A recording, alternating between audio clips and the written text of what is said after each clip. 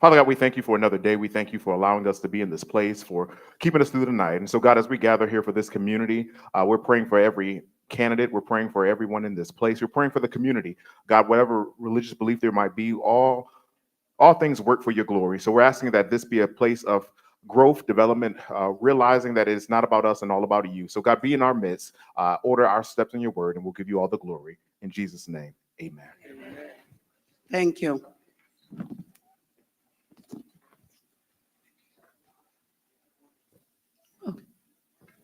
So once again, we would like to thank everyone for attending this informational session and being able to hear from the candidates.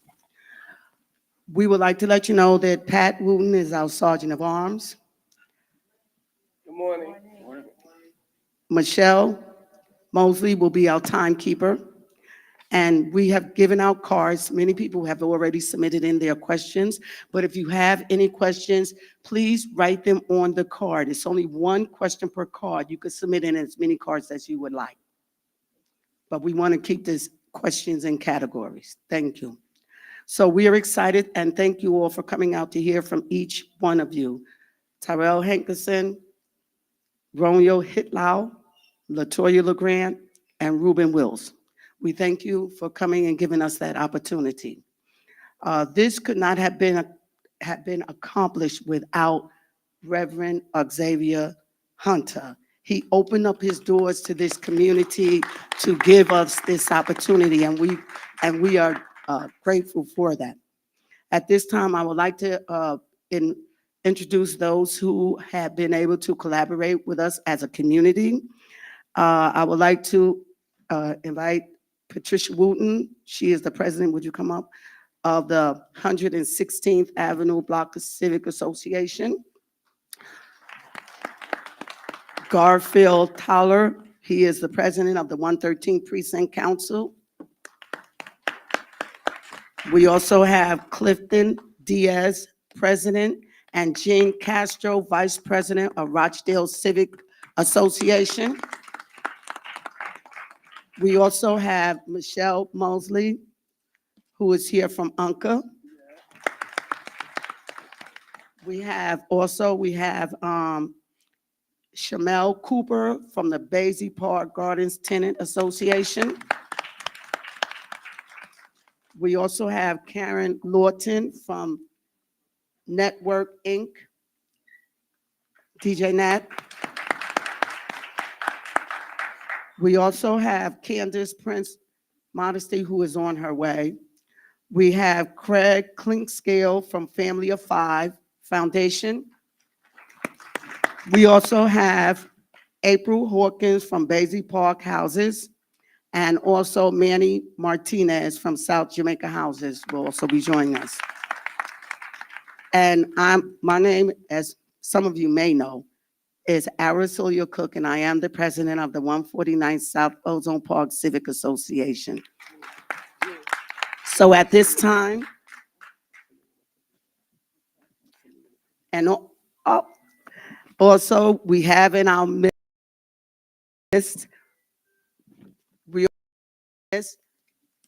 Assemblywoman Cook.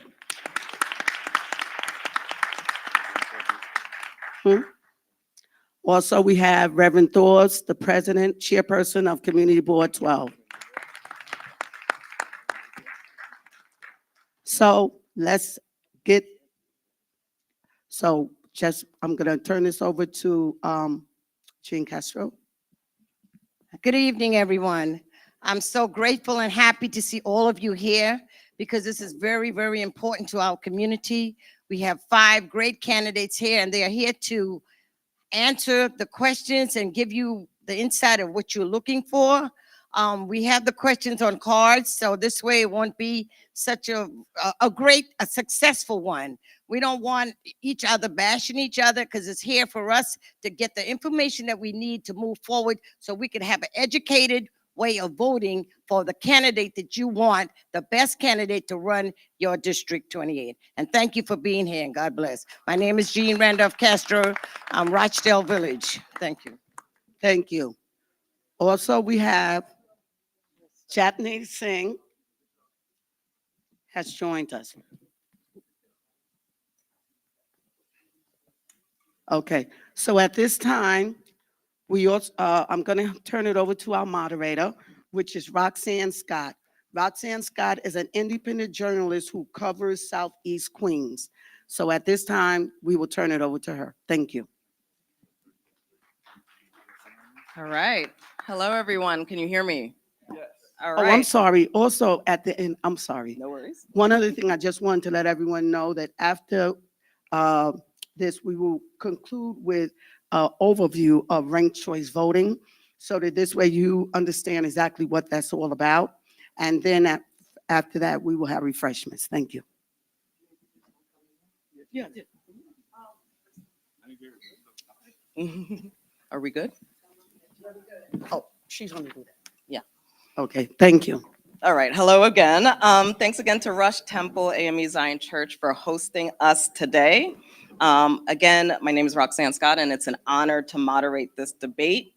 Candidates, the questions selected, welcome, are from your neighbors. So this is a community-led debate and a chance for you to talk directly to voters.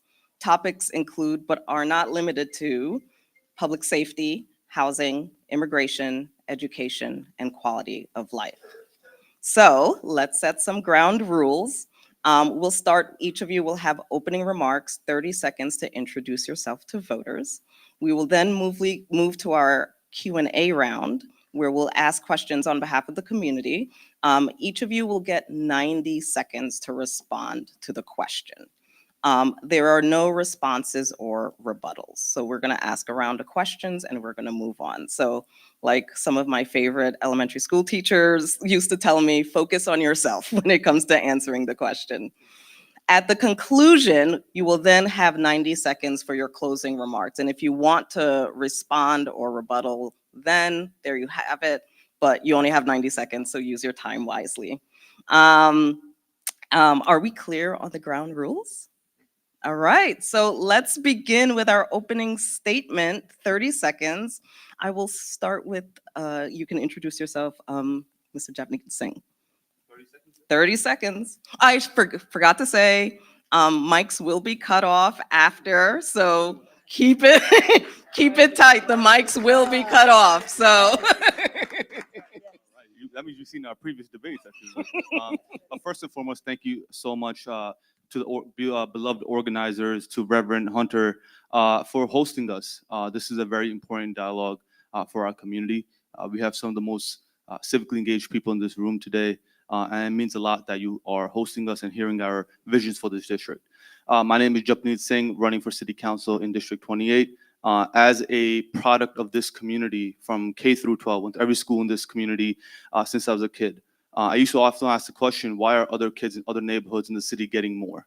And as an adult, I'm asking the same question.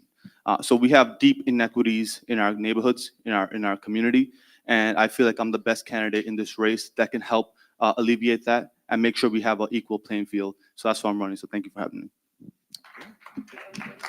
All right, 30 seconds, Mr. Will. Is it on? All right, great. Good morning. I am Ruben Wills. I don't even need 30 seconds because from being in the community, for being raised in the community, and for serving this community for 7 years. I am here today just to make the case to you or to refresh your memories on all the work that we did do. Every candidate here will speak about things that they feel are needed in our community. And when you hear or you remember the body of work that we did as a community, you remember we were addressing those things before I was taken out of office by no fault of my own. I am here to humbly ask you for another opportunity to serve you, another opportunity to receive your vote, which is one of the highest honors that we have in civic life. My name is Ruben Wills, and I ask you to rank me #1. Thank you. Welcome, Mr. Wills. Okay. Ms. LeGrand. Yes, good morning, everyone. I want to thank everyone and all the partners who put this together. My name is Latoya LeGrand, and I have been residing in this community for over 20 years. I am raising my family here. I am an executive member on Community Board 12 as the education chair, and I also have a nonprofit called Projects to Projects, where we serve people who reside in NYCHA, foster care and shelters, and we advocate for children with IEP and autism. I have been demonstrating my leadership through those platforms with my own funding, my own services, and I have been consistent. And when you call yourself a leader, it's not about a title, it's about what you're contributing. And being a leader is going to consist of consistency, courage, and compassion and commitment to your community. And that's what I have been demonstrating for over 5 years and residing in my community for 20 years. So I thank you. My name is Latoya LeGrand, and I am running for City Council District 28. Thank you. Okay, thank you, Ms. LeGrand. Mr. Hitlel? Good morning, everyone. My name is Romeo Hitlal, and I am running for City Council in District 28. But a little bit about myself. I was raised in South Jamaica, grew up, and I've been living in South Ozone Park for the past 28 years, where I raised my family. I got married. My kids still live there, and I still live there.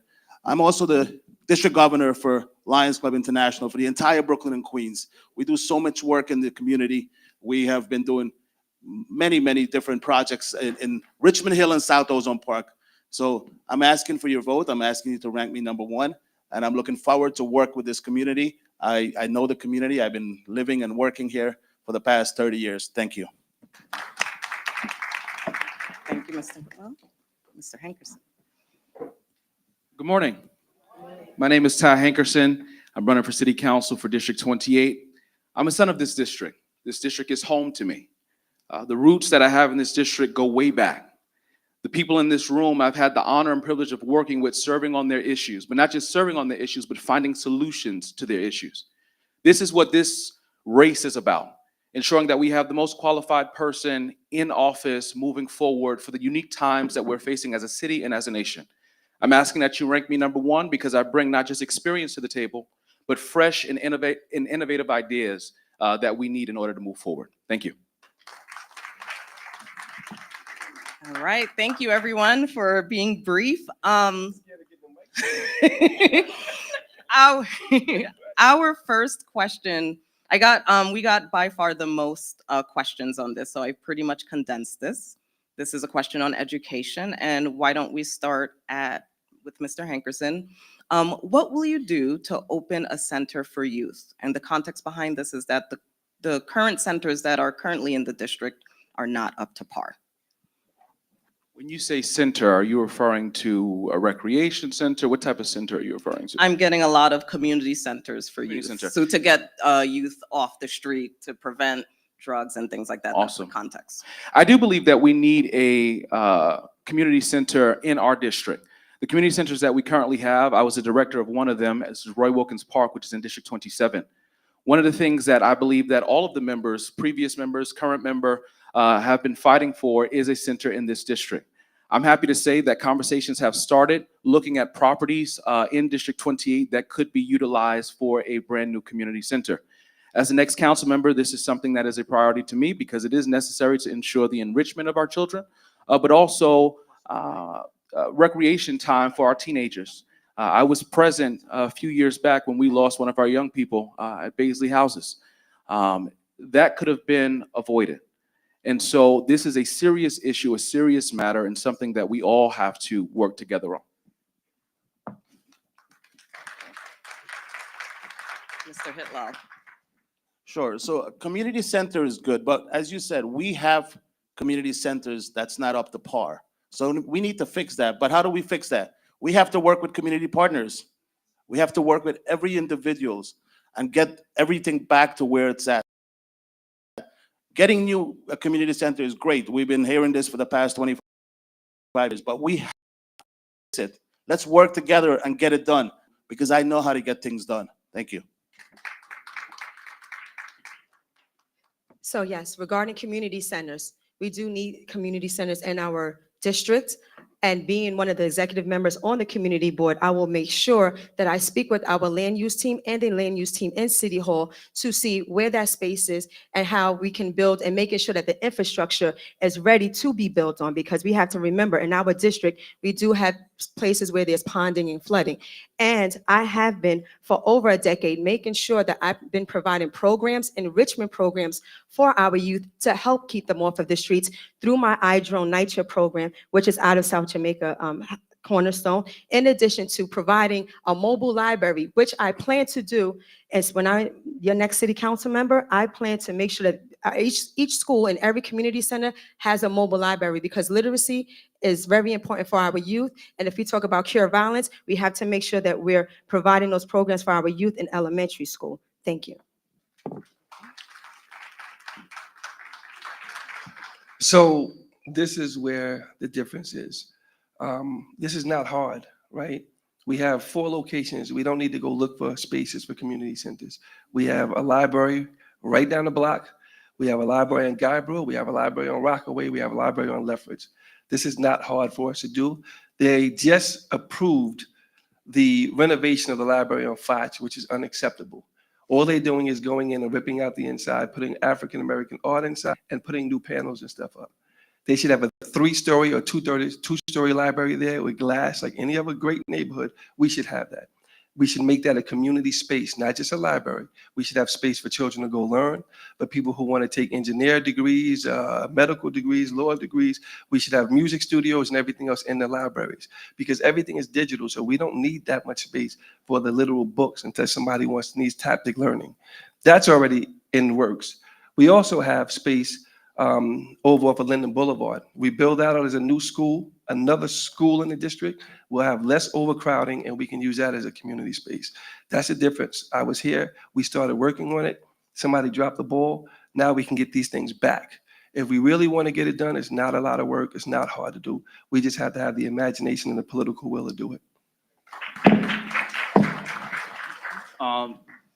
Me and Mr. Hitlaw don't really agree on much, but this fact right here. We've been hearing this for years, before I was even born, actually. And the fact that we still have not had this community center built or financed the right way is a problem, right? I see Mr. Johnson in the audience, who did a lot of advocacy to maintain the one in Roy Wilkins. We need to make sure that we pour into our community centers that are existing, but also we have Baisley Housing Community Center that was promised funding years ago and still hasn't received it, right? It's been closed for decades. We have about 10 years. That's a decade. So another thing is that we have the biggest landlord in our community, which is the casino, Resorts World. It makes annual income of $500 million, and it has donated less than 1%. I mean, about a 1% in the last 14 years it's been in existence to community events and programming and things like this. So we need to make sure we keep them accountable. The billionaires keep getting richer, yet our communities keep struggling.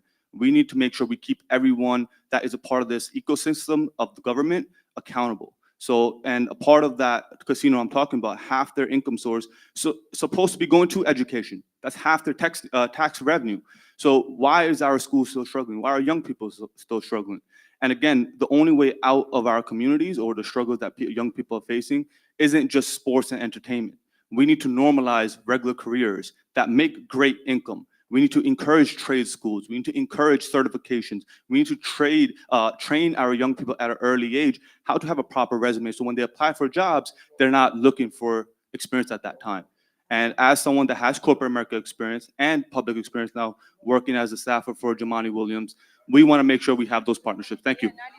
Thank you.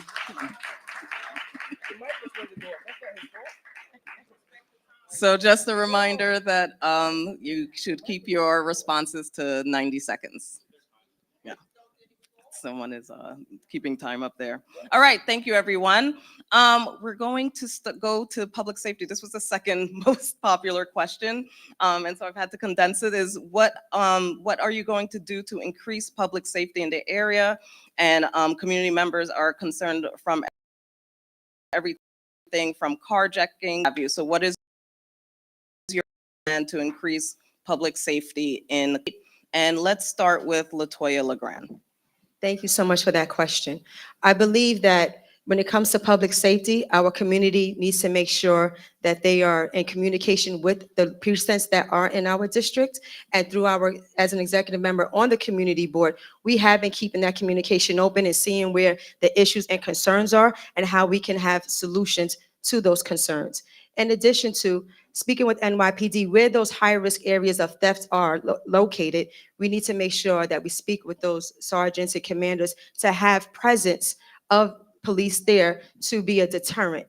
and also building the relationship between NYPD and the community, so no one is stuck on their own self-fulfilling prophecy where they feel they're coming into a community and they're afraid, and so they treat them as such, in addition to that the people of the community feel like NYPD is just coming to harass them. So when you have communication amongst the community and NYPD, you have effective leadership. And that's what I plan to do as the next city council member. Thank you.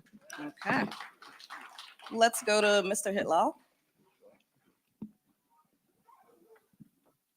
So public safety is something that I'm running on also because, you know, when I grew up in South Jamaica, 30 something plus years ago, and then I moved to South Ozone Park 28 years ago.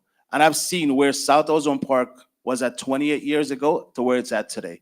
So we need to work with we have to work with our local partners. We need to get more resources into our community. And that is what we're lacking.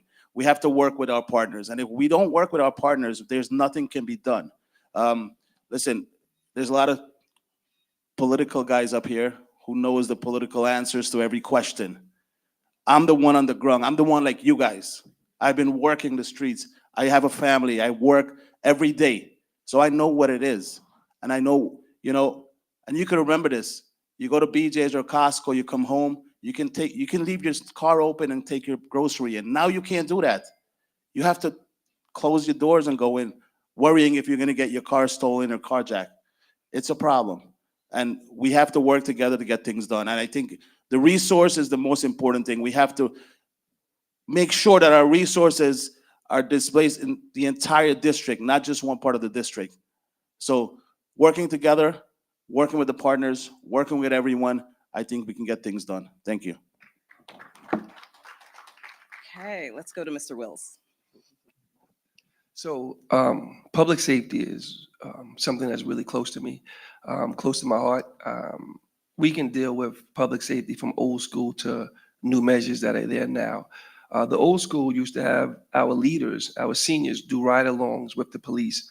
And you may not think that's effective, but when Miss Mary rides with the police and she shows them the hot spots and where the young people are doing the wrong things, they are now able to get out and talk to the young people instead of running down on them.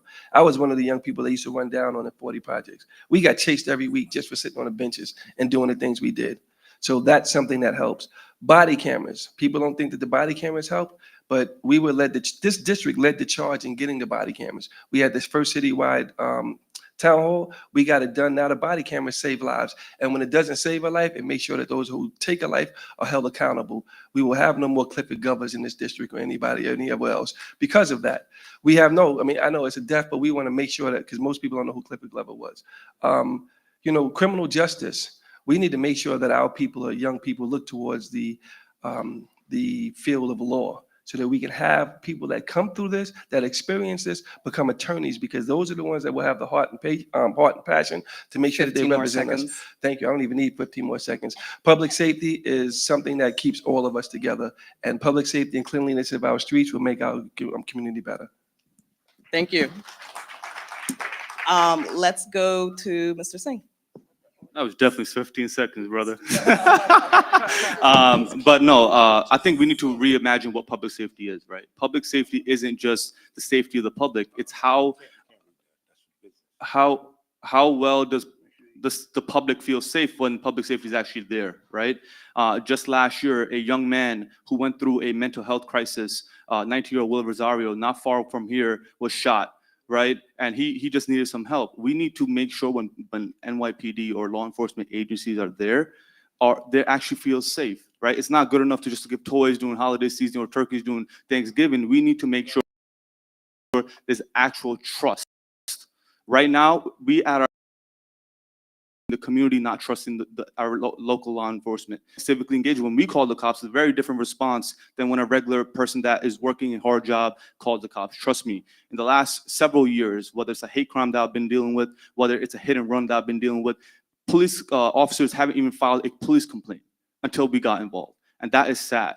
We should not have to get involved to get a response, but we need to make sure we have leadership at the NYPD level that is kept accountable. Right? We're not saying cut the NYPD or any of that rhetoric, but we need to make sure our law enforcement partners and city agencies are kept accountable and they're doing their job to help positively shape the lives of everybody. 15 seconds. And that's why we've had collaborative efforts with 113 Police Precinct Council, as well other bodies in this community, so we can build that trust, and we'll continue doing that. All right, thank you. And then finally, Mr. Hankerson. Let me start by saying this. Ms. Scott, are you okay? I'm fine. Okay. I'm great. Because public safety starts with protecting the women in our community, and no one should be snatching anything out of anybody's hand like that. That's number one. Addressing public safety. This is something that is near and dear to my heart as well. When I left high school, I graduated from high school for law enforcement and public safety. My dream was to become a New York City police officer. That dream was cut short. It was cut short because the NYPD told me that I could not join the department because of my father's record. This is something that many Black and brown youth, particularly in our community, face when trying to join the department. This is something that should not be. This is a policy that should be overturned. I believe that in order to effectively recreate or reimagine public safety, we have to have collaborative effort. We have to ensure that our communities at the table, our community leaders are at the table. I'm proud to say this, that in the past year and a half as Chief of Staff to Speaker Adams, we've ensured that not only are our precincts funded, but our precinct councils are receiving funding as well. Not only that, our crisis management system are receiving funding, but we have to now build on this. We have to build on the foundation. This is how we move forward in terms of safety in our communities. But the second part that I want to 15 address on seconds. is I believe we need the fourth branch of public safety now, which addresses mental health. We've been in a mental health crisis in this city and in this nation for the last 4 years. 5 seconds. I will work with the future speaker and future mayor on creating a fourth branch. Thank you so much. We're doing it. We're doing it. Okay. Our next question, we're going to do housing. Okay. So every elected official talks about building affordable housing when we see our communities being oversaturated with buildings and I guess multi-unit dwellings. How will you commit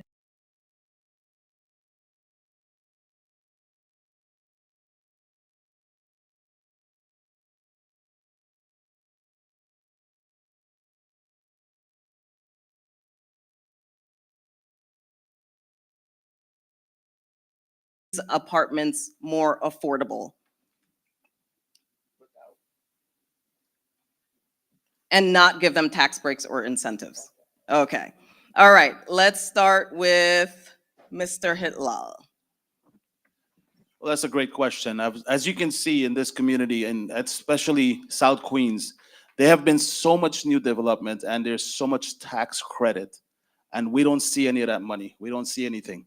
So we have to be more strict. We have to work, again, with our local elected officials. We have to work with our partners to make sure that we have stronger, rules and regulation for these new development that's coming in our community. Being in real estate for the past 25 years, I've seen so many different builders that comes into this community and not doing the right thing. We need to set the record. We need to make sure that they follow the rules and the guidelines and not just give them incentives, because we're giving them incentives for the past 50 years. Where's it going? We need to do something different. And we need to listen to the community. We listen to the civics. We need to listen to everyone and work with everyone so we can make a difference. And I think by just doing those simple things, getting to the ground and listening to the people, and not City Hall and not these getting bought out from all these different unions and things like that, we can make a difference. So working together, as I always say, I believe in all of us working together, have an open door policy, and that is how we can make a change. All right. Thank you. Let's go to Mr. Wills. The incentives are what actually keeps it affordable. I'm not going to say that if people want to hear that, I'm not going to say that. The developers have to get tax incentives in order to make it affordable because of the economy of scale. When you are paying unions, and which is a good thing, when you're paying people the prevailing or living wages and union wages, there has to be something that is given to make sure that people who have a lower median income can live in these apartments. That's how the deals get cut. We actually, the last affordable housing that was built in this district, us over on Guy Brewer across the street from Rochdale, in this audience today, that did not want that being built, but we had to get it done. Now we have over 100 and something families there living there. We also already put the deal on the table to make sure that there were 2 complexes on Guybrook and Tuskegee and Union Hall and Tuskegee. That would have been 140, 100% affordable units. The last money was already added to that, and it still hasn't been done. Now, if you ask why it wasn't built, you'll get excuses. HBD staff was undercut and blah, blah, blah. Nothing to do with it. It's because people are not focused on the needs that you have. You want affordable housing, you can point the places out and build the affordable housing. Right now, there are 5 other 15 locations seconds. that churches own that the mayor has already agreed, the current mayor has already agreed to build housing in those places for our community. We can get the affordable housing done. We just have to want to do it. Thank you. Let's go to Mr. Singh. No, absolutely. I think the faith-based approach is the best way. You know, you can't go wrong with faith. You can't go wrong with the clergy. And the one that I think you're talking about, Calvary Baptist as well, has a parcel of land that is willing to make affordable housing. But it's just a matter of political will, right? When you have mega billionaire companies like Airbnb trying to infiltrate this election by throwing $100,000, that's not affordable housing. That's just going to make things worse. And that's exactly what they're doing. There's other landlord-tenant issues.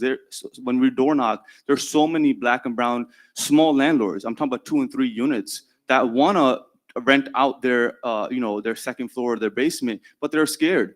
You know, the system has not made it easy for them to rent out their apartments. So we need to make those things, revisit those conversations, right? We want to make sure that the things that are already in place get the proper attention that they deserve. And again, keep these billionaires out of our communities, because right now, like I mentioned, the casino came here 14 years ago, and that land, that used to be a flea market. I used to get all my 5 Jordans from there. But now, you know, you have this empty piece of land, and they're not even doing much to support the community. So again, let's revisit these conversations, keep these entities accountable, and make sure our community stays affordable. And I also see Amit in the audience. A few years ago, Hurricane Ida, it devastated that community in Hollis. 15 2 people seconds. died, and we need to make sure whatever comes into our community is not a detriment to our community members that already live there. Thank you. Let's go to Mr. Hankerson. Sure, thank you. Let me start by saying this. We cannot overdevelop Southeast Queens. Let me start there. If there is any development that comes to this community, it must be reasonable and responsible. Reasonable, stating it has to be fitting the characteristic of the existing community. That's one. Responsible, ensuring that we are hiring folks from the community to work on the development and then be able to afford to live in that development. I'm the only candidate in this race that has been endorsed by all of the major unions. In my screenings with these unions, I put a charge to them and said this, that I believe that moving forward, when elected, we need to create apprenticeship programs for our high school seniors in order for them to get union jobs after graduating high school and going to trade schools as well. With this being said, once this is done, not only does it secure contracts for folks within our community to get jobs, but it also allows for them to get good paying jobs so that they are not priced out of the community that they were raised in. I do want to address something in my final few seconds. Resorts World Casino has been in this community. They have been contributing to this community, and they also have a proposal for 15 affordable seconds. housing on their land as well. If they get $1 billion contract. All right. No rebuttals. No rebuttals. Save it to the end. All right. We're doing really well. Okay. Ms. have a LeGrand, line. sorry about that. Thank you. Yes, so as far as housing and building more housing, we do have a few churches that are surrounding where I reside at, and they do have a lot of property and lot area.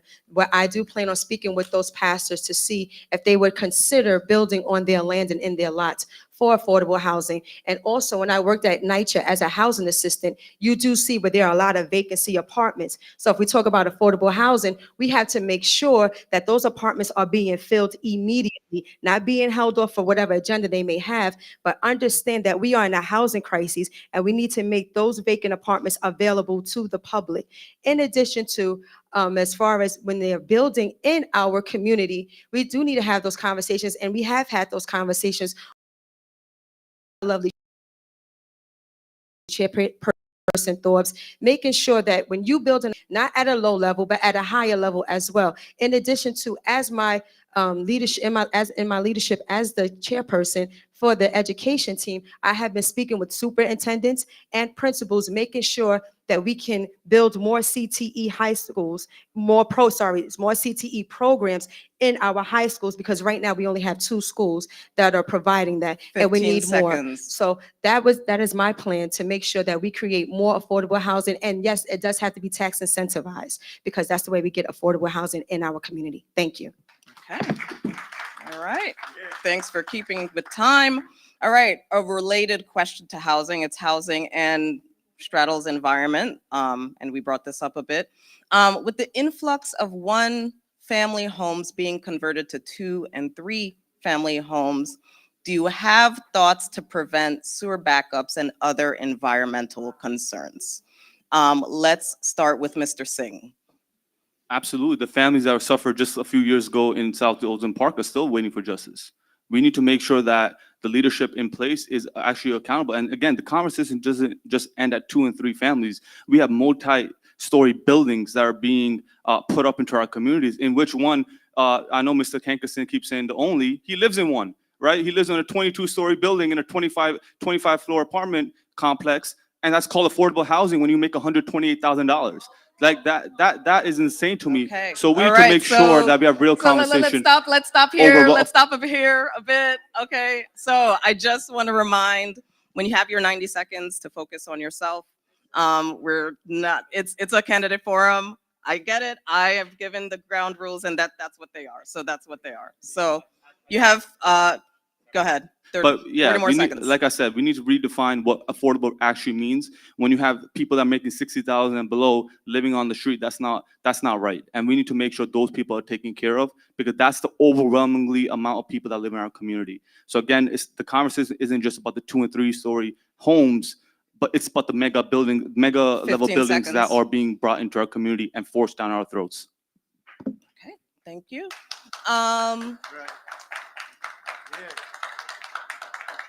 Let's go to Mr. Hankerson.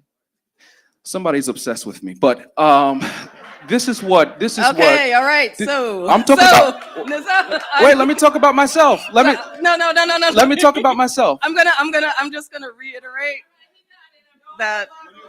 Yeah. Woo! All right. Okay. So we should cut the mics off right now, and let's pause. Okay, we can't, listen, I'm involved in this, and it's a lot of us. That's what I want you to know right now. We want all candidates to know, this is for you to focus on you. At the end, when you have to sum up, whatever you have to say, you say. But right now, we witnessed a debate that was very awful. And so when I got involved with Alicia and every one of us that's on this flyer, that we wanted to bring in something in this community that all of you should be educated enough to present to everyone here. And this is how they're going to evaluate you. Not about what the other person do that way. Do what you do. Speak about yourself. That's important for us to get an educated way of deciding how to vote for you in this community.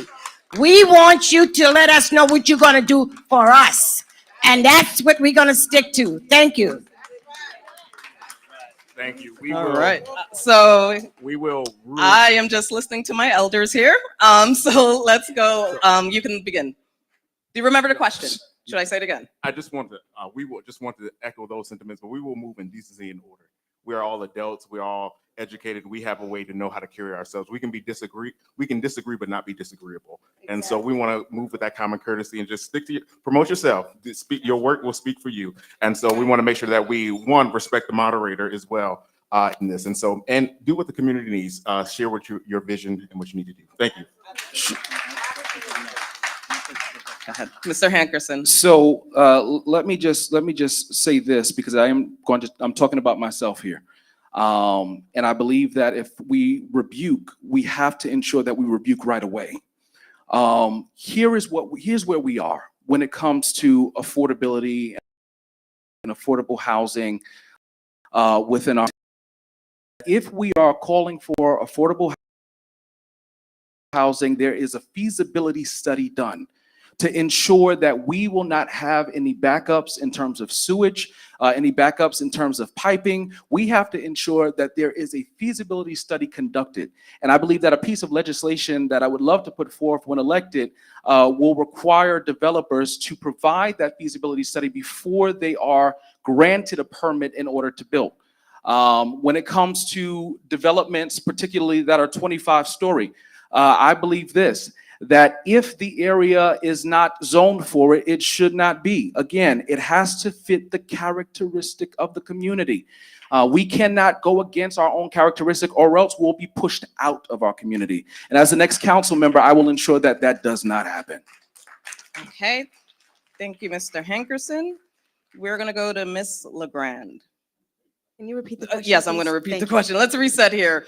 So following on the question on housing, with the influx of one-family homes being converted to 2- and 3-family homes, do you have any thoughts of preventing sewage backups and other environmental concerns? Yes, thank you for that question. So again, as I stated before, we do have areas in our district where there's a lot of flooding and ponding taking place. So we have to make sure that we can build on an infrastructure that is not going to create more flooding. And speaking with DEP and DOT, as I have relationships with them currently, to make sure that the land is surveyed properly before building, because we do need more building done, but we don't want to take away from the characteristic of our culture and our way in District 28. So we have to make sure that the infrastructure in the ground is well, and we get things done. Thank you. Okay, thank you. And finally, Mr. Wills. So everything is tied together, right? We want to talk about 1- and 2-family homes. When we were in the council, we stopped the 1- and 2-family homes being converted to 4-, 5-, and 6-family homes by doing a moratorium on that building. And if anybody didn't have 75% of their foundation in the ground by the time the legislation was passed, they were shut down. So what we had was a rush of people trying to get it done, and most of them did not get it done, which led then to a bunch of lots being fenced out and being there, but they didn't want to go back in because of the economy of scale again. If we stop the building, we don't have to do, we don't have to do a feasibility study. We lived this already. All we have to do is tell them, we'll put a moratorium on it once again. We need to tell our neighbors to stop selling their properties to these developers that come from outside of our community, and they know they're going to build them. And the reason why our neighbors are selling their properties because they want to move out of New York because it's not affordable. So then we need to also deal with making sure that our minimum wage is raised and our living wages are raised, and everybody has that. When we were in the TWA Hotel, that was a project that I spearheaded. I was a councilman over the airport at that point in time. And we made sure that we pushed the governor, who was Cuomo at the time, 15 seconds. to make sure that they had 30% from community from our hiring. When I went away, that was not completed. But everybody who got a contract there, it created generational wealth. We have 5 that. seconds. We will not be, our people won't be selling to people from outside of our country. All right, great job. Last but not least, Mr. Hillel. So good. So we live in a 80% residential 1- and 2-family home. Where I live in South Ozone Park, I've seen that changes. People are selling out, neighbors are selling because of cost of living. We got to change that. And I think the problem with that also is because, as you can see a few years ago, building department, a whole lot of them got arrested. Okay? So the problem is not us even selling. The problem is the corrupted political people that we have and the corruption that's happening between politicians and the building department, DOB, and DOT. It's corrupted sometimes. So we need to be careful who we elect as your next city councilman, because it's very important to move our district forward and our city forward and South Queens forward, because it will be the same exact thing that's happening. As you can see what's happening with endorsements and things like that. So be careful. That's all I'm saying. And if you elect the right person, changes will happen. Thank you. All right, thank you, everyone. We're gonna go to our next question, that is public safety. As you know, human trafficking is a big issue in our community. What is your plan to tackle this? What have you done so far about it? And we will start with Mr. Wills. Thank you very much. So we're dealing with public safety, dealing with human trafficking, right? All right. So in 2009 or 10, I don't know how many of you remember, but back off of Septon Boulevard, we had a issue where two people were murdered. One of them was a pimp, and the other one was his sex worker. ET and a bunch of the churches over there in the Arsdale area, it was about 5 churches, and a whole bunch of men, and we walked that community for days at a time. And then we did a big prayer vigil. And what we did was we went and got the city, and they came out with us. And they went and we got 3 women off of the streets. And those 3 women have gone on to be, they didn't return to the pimps. They went on to be successful. And after that, we just went to the pimps and told them you couldn't do it here anymore. Tuskegee, which was South Road, was cleared up. Prostitution is back there now. But I'm sure if you really think about it, you can remember there was a 5-year stretch we didn't have any prostitution in this area. I'm on the ground. I'm from the community. People know who we are. People know we don't play games about things. If we go to them and I tell them it's not going to happen, it's not going to happen.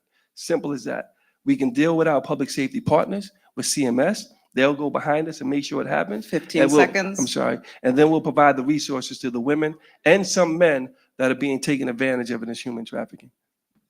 Thank you. Let's go to Ms. LeGrand. Thank you. Thank you so much for your question as well.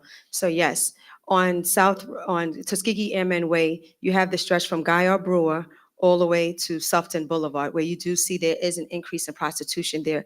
That issue has came before the board, and we have brought that issue to our local precincts and finding a solution in how we can stop this from happening, especially when we don't know if there are children involved, and how can we do that as a community. So we have brought that attention to the precinct. They have said they will put more NYPD officers out there to be a deterrent. But in addition to, I have gone the extra mile to speak to our community leaders, to our other community organizations that are right there in that part of the district, and to our pastors that are right there to say, hey, we need to get out there and we need to talk to these women and we need to talk to the men as well. Because if they say you have to show yourself, and you have to show yourself friendly, and you have to show yourself kind, especially when you want to get things done. And we have to do it together. We have to build that partnership. And I've been building those partnerships through my leadership and being on those platforms, but also going to those people who are stakeholders in our community organizations, making sure that we attack this issue and we try to get things done as much as we can. Thank you. Thank you. Mr. Singh. No, absolutely. I just did a walkthrough with a resident about 3 weeks ago at that Tuskegee and Sufton intersection that was mentioned, and actually a prostitute was actually soliciting someone right in front of us. And I think we need to also be aware of the community is changing. We have the largest number of migrant shelters in our community. I mean, to acknowledge that. And even by the Crown Plaza, right off the Conduit, I've seen prostitution happen in front of my eyes. I've camped out multiple times during the night to see what exactly is going on. And it is really bad because this is a residential neighborhood, right? So we need to be very, very cognizant that the community is changing, and we need someone that is aware of that can also handle different communities and bring them to the table and say, hey, listen, let's work today with the Civic at 149th Street. Let's work with UNCA. Let's work with the Rochdale. We need someone that could bring all our communities together and can address that at the root of it. Because if it might get addressed in one corner, but guess what? It might migrate and go into a different neighborhood in our same district tomorrow. So this is what's going on. Everyone is curing it on the surface. No one's curing it at the root. So we need to make sure we bring all our partners on one table so we can have the stakeholder meeting and work on it together. And that is our CMS partners, that is our civic partners, community board, precinct councils. Everyone needs to be on one table. And going back to frustration, I think everybody's frustrated, which is why the motions are coming out the way they are. But we need new leadership that is going to bring everyone on the table. Thank you.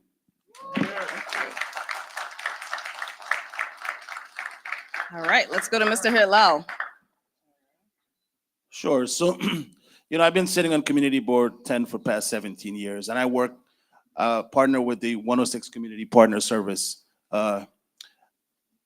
We talk about South Road, Tuskegee Airmen's Way, but right on Rockaway Boulevard in South Ozone Park, there's prostitution. There was prostitution. And how do we tackle that? We work with our local elected officials. We work with our local precincts and civic organizations. And we try to get them out. But here's the problem. We can stop anything. Ruben Will mentioned when he was in office, he stopped it. It was stopped for a couple of years. You have to be on the ground. You have to work with local civics, local groups, the precinct, everyone you have to work with to get things done. And to do that, we gotta stop the corruption, because there's so much corruption that's happening. We need to get more resources into our local precincts. The 106 precinct will have 80 cops, which is unacceptable, unacceptable. So how can they protect our streets? How can they protect our young adults from doing anything if we don't have the resource? We need resources in our 15 community. seconds. We need to get back to basic. We need to work the ground, and we need to work with everyone and have an open door policy. That's how we could get things done. Thank you. Okay. And Mr. Hankerson. I think, and I concur with much of what many of the candidates have said, but I do think that we have to go deeper than that. When we're talking about human trafficking, we have to go to the root cause. There are groups like A21 and a few others that are actually working on these issues. I do want to mention this, that if we're going to talk about human trafficking and sex work, we have to really address those who are in that, right? Who are in that work or in that life. And by way of doing that, rehabilitation is necessary. I have to commend the efforts and the work of the first council member who represented this district, Tom White, who was a champion when it came to this work. And so I plan to continue on. I've already started coalition buildings, particularly with Tuskegee Airmen Way, with the Thomas White Jr. Foundation, Acacia Network, as well as our local police, our local precincts as well. So in order for us to move forward, again, it's going to take collaboration, but we have to address the root causes. And we do that by ensuring that we're funding organizations that handle that. In this, in my capacity as chief of staff for the past year and a half, I have made an effort in doing so. I will also say this, we are in talks with the DA's office as well to come up with unique solutions on this issue. So this is not something I'm just talking about what I want to do. This is something I'm doing right now. Thank you. That's everyone. Okay. Very specific question. How will you address safety specifically in NYCHA housing? Let's start with Mr. Singh. I'm so sensitive. Okay, there you go. By showing up, you know, there was a 22-year-old that got shot right in front of Baisley just a few weeks ago. Literally the weekend after, we were there doing a barbecue just last weekend. We need to make sure that we are present in our young people's lives. We are present in our community lives. And again, a guy in a turban showing up to Baisley housing might not be your most typical Saturday, but again, we need to show up. And again, like I mentioned in an earlier response, our community is changing every single month, every single year. And we need to embrace that. If it's maintain the integrity of our community, that's I'm keep saying that. But again, we're stronger together. And folks in Baisley, folks in South Jamaica Housing, folks in Rocheville, and folks in South Ozone Park and Richmond Hill deserve that. Because right now we live in a district that's extremely divided. The Van Wyck Expressway serves as a boundary, and folks on the east side don't really mingle with the folks on the west side, and folks on the west side don't mingle with the east side. It's a fact. And anyone that denies it, you're lying. So, you know, and someone that grew up here my whole life, I've experienced it myself. But as an adult, I want to fix that. And I think as the next council member, I can do that. I'm the only one to equipped to do that because we've already shown a record of doing that right now. Thank you.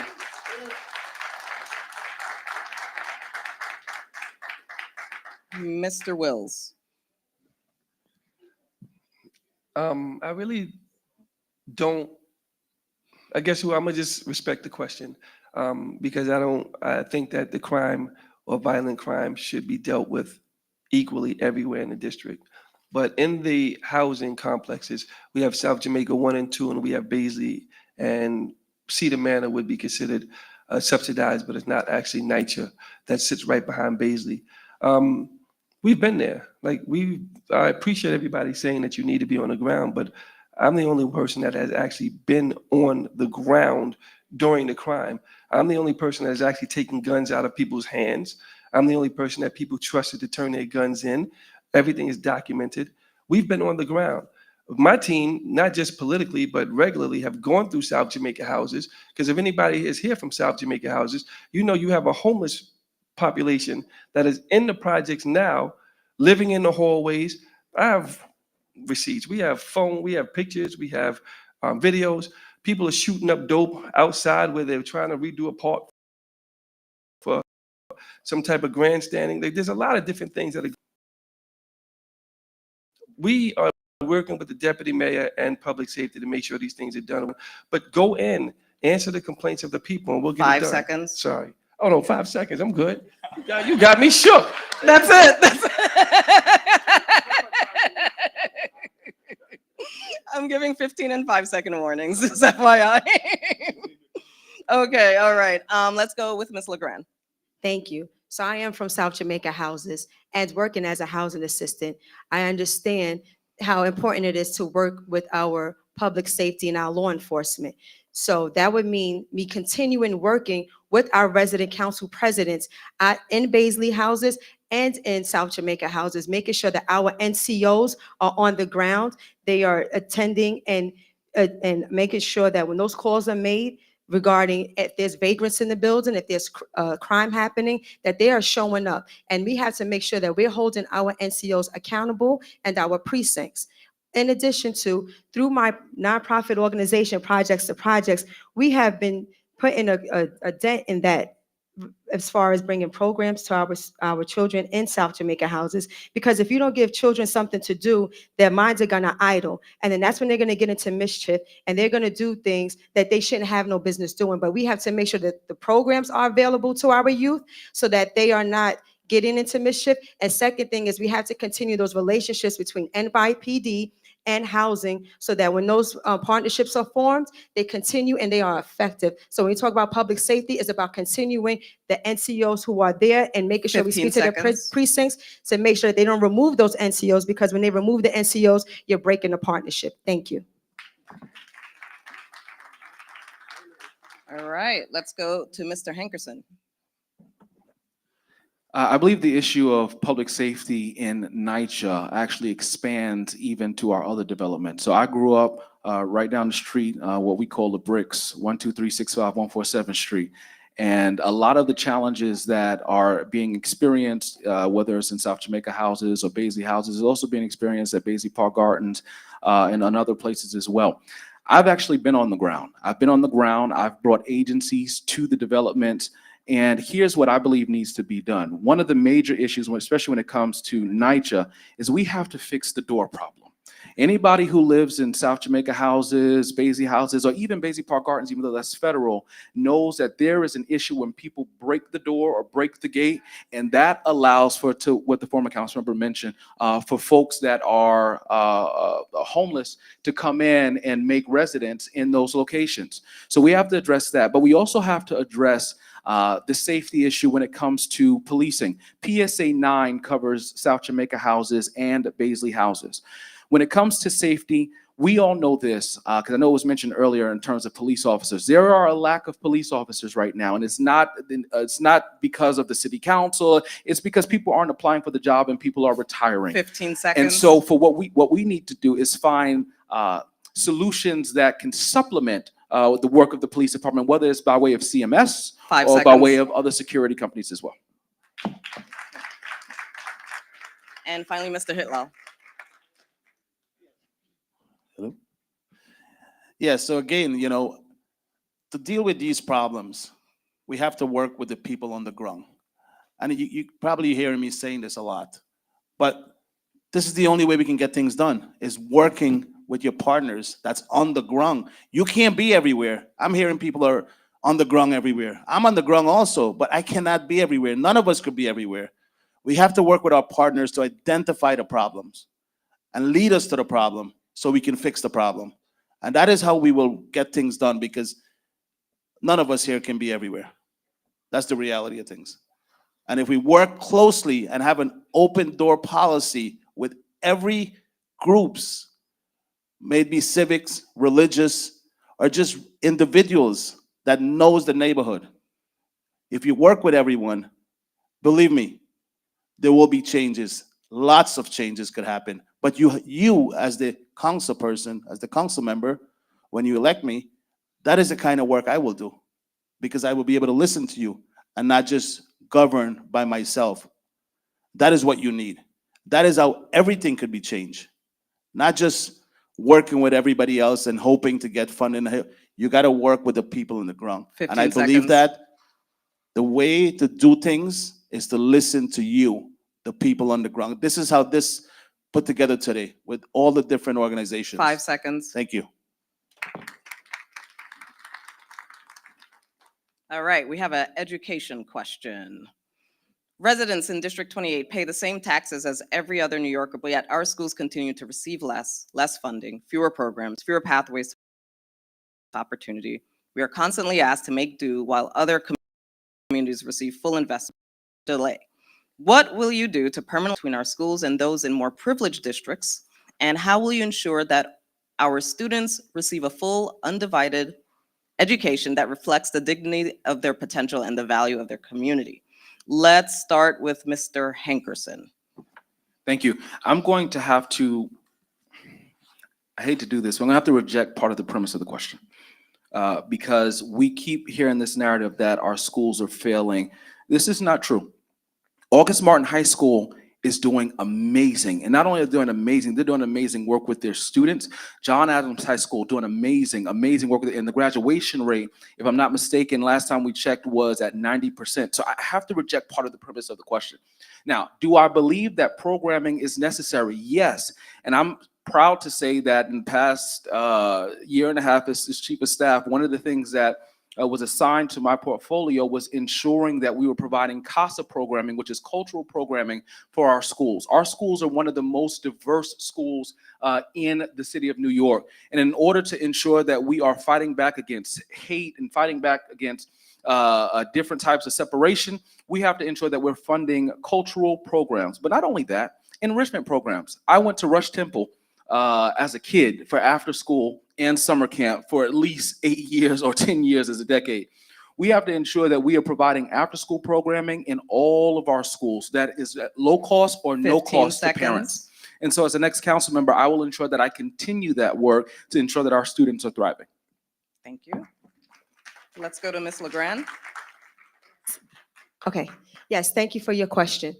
As far as when it comes to education in our elementary schools, some of our children are performing below grade level. So we need to make sure that we are hiring high quality teachers and that the resources and services are there. I have visited the PS 48 David Dinkins School, and they do have wraparound services where they are a community school. And I do plan, as your next city council member, to make sure that all of our schools in District 28, 29, and 27, and 28 and 29, because that's what we cover in the city council, that they have the same model where it's a community school so that everyone is getting services they need, because there are parents who need services. There's language access that needs to be available to the students' parents where English is not their first language. In addition to those enrichment programs, we need to continue to work with our community organizations and also teaching the new nonprofits of the discretionary process, this discretionary funding that is available to nonprofits. We have to reach out to those nonprofits and inform them when the discretionary funding is available, when the application is available, and how that process looks like. We can't just tell them. We have to make sure we're having forums to show them how to fill out the application and fill it out properly. So I plan to make 15 sure. seconds. Thank you. So I plan to make sure that is written in policy and in legislation, that we have community schools for all the schools in our district. Thank you. Let's go to Mr. Wills. I have to keep starting each thing with, I was starting each thing with we did, because we accomplished a lot of this stuff. At the last forum, the statistics came up, and I said the same thing I'm gonna say now. It actually broke my heart, because we worked really, really, really hard as a community to make sure our underperforming and our dangerous schools were top notch.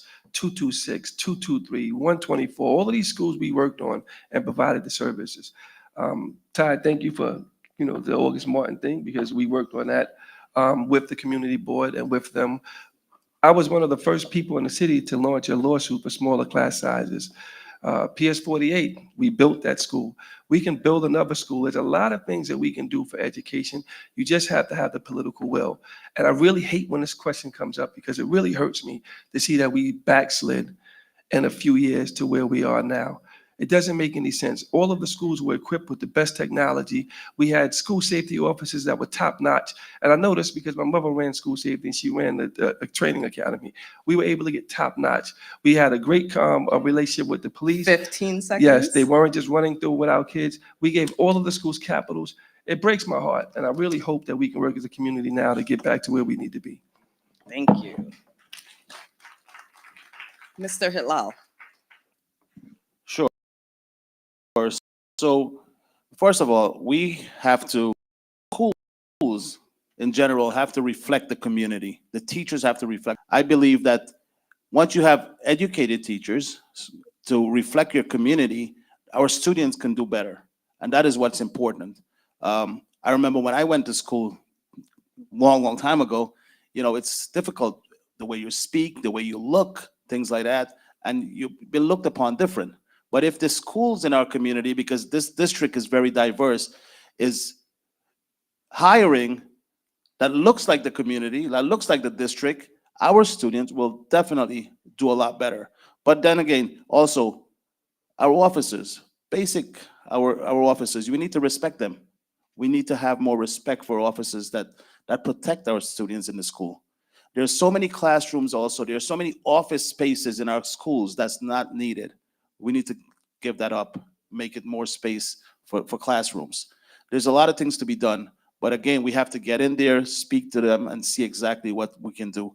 So once I'm elected, there's gonna be a lot of changes in the school, a lot more, you know, to reflect us, to reflect the 15 district, seconds. to reflect everybody, because it's a problem. It is a problem in the entire school district, in the entire school system, as a matter of fact. Thank you. Thank you. And finally, Mr. Singh. Check. Okay. Absolutely no. I think education is a gateway to everything that we want in this life. As a product of this community, I was salutatorian at MS 226. I graduated John Adams High School in 3 years with the highest GPA at 9.9 GPA. Thank you. I also have 4 bachelors from Queens College and a master's degree from Queens College. So I've been a public school baby through and through again. And day one on my job, you know what my employer told me at corporate America? Forget everything you learned in school. So I was in school for 20 years, and that's the first thing they said. In 2 weeks, they rewired my whole brain, how I think, what applications I need to use. So we need to really measure what education is. Perception versus reality. Why do we put our kids through this learning? To get a job, to be successful. Yet no one is job ready anymore. I was literally in John Adams High School about a month ago. I was talking to my guidance counselors that guided me all these years when I was there a few years ago. And they're saying that they haven't even been getting attention from the current administration. They've been trying to get a meeting, trying to get a new track and field. We need to make sure we have community pride. Right now, our kids don't want to go 15 to our zone seconds. schools. We need to make sure our zone schools are so good that no one wants to deny that opportunity. But we need to make sure we have an extensive network of alumni that are coming back to our 5 community. seconds. I think we're doing well here. Like, we need to make sure we go back and pour into our young people and really give them real opportunity. Thank you.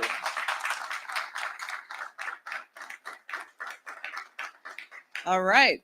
So there's been mention about the divide, specifically the Van Wyck, how the divided community along ethnic lines. So this next question is, what priorities will you establish to allocate municipal resources, and how will you strike a balance between the needs of each neighborhood within the district? I'll start with you, Mr. Singh.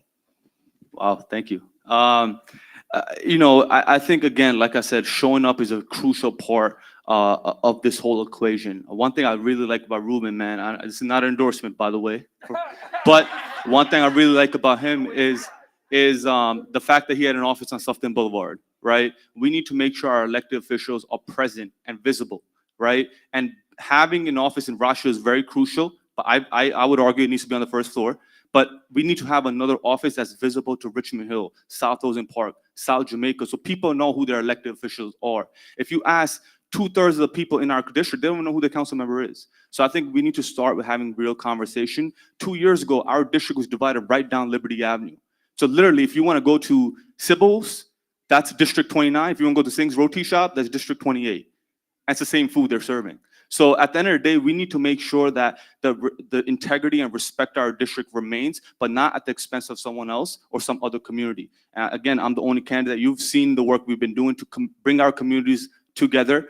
You may have your opinion, but I think everyone here that is civically engaged know what we've been doing over the last 5 years. And we want to make sure we can uplift that work when we're in the 15 city council. seconds. And with your support, I know we can do that. Mr. Wills.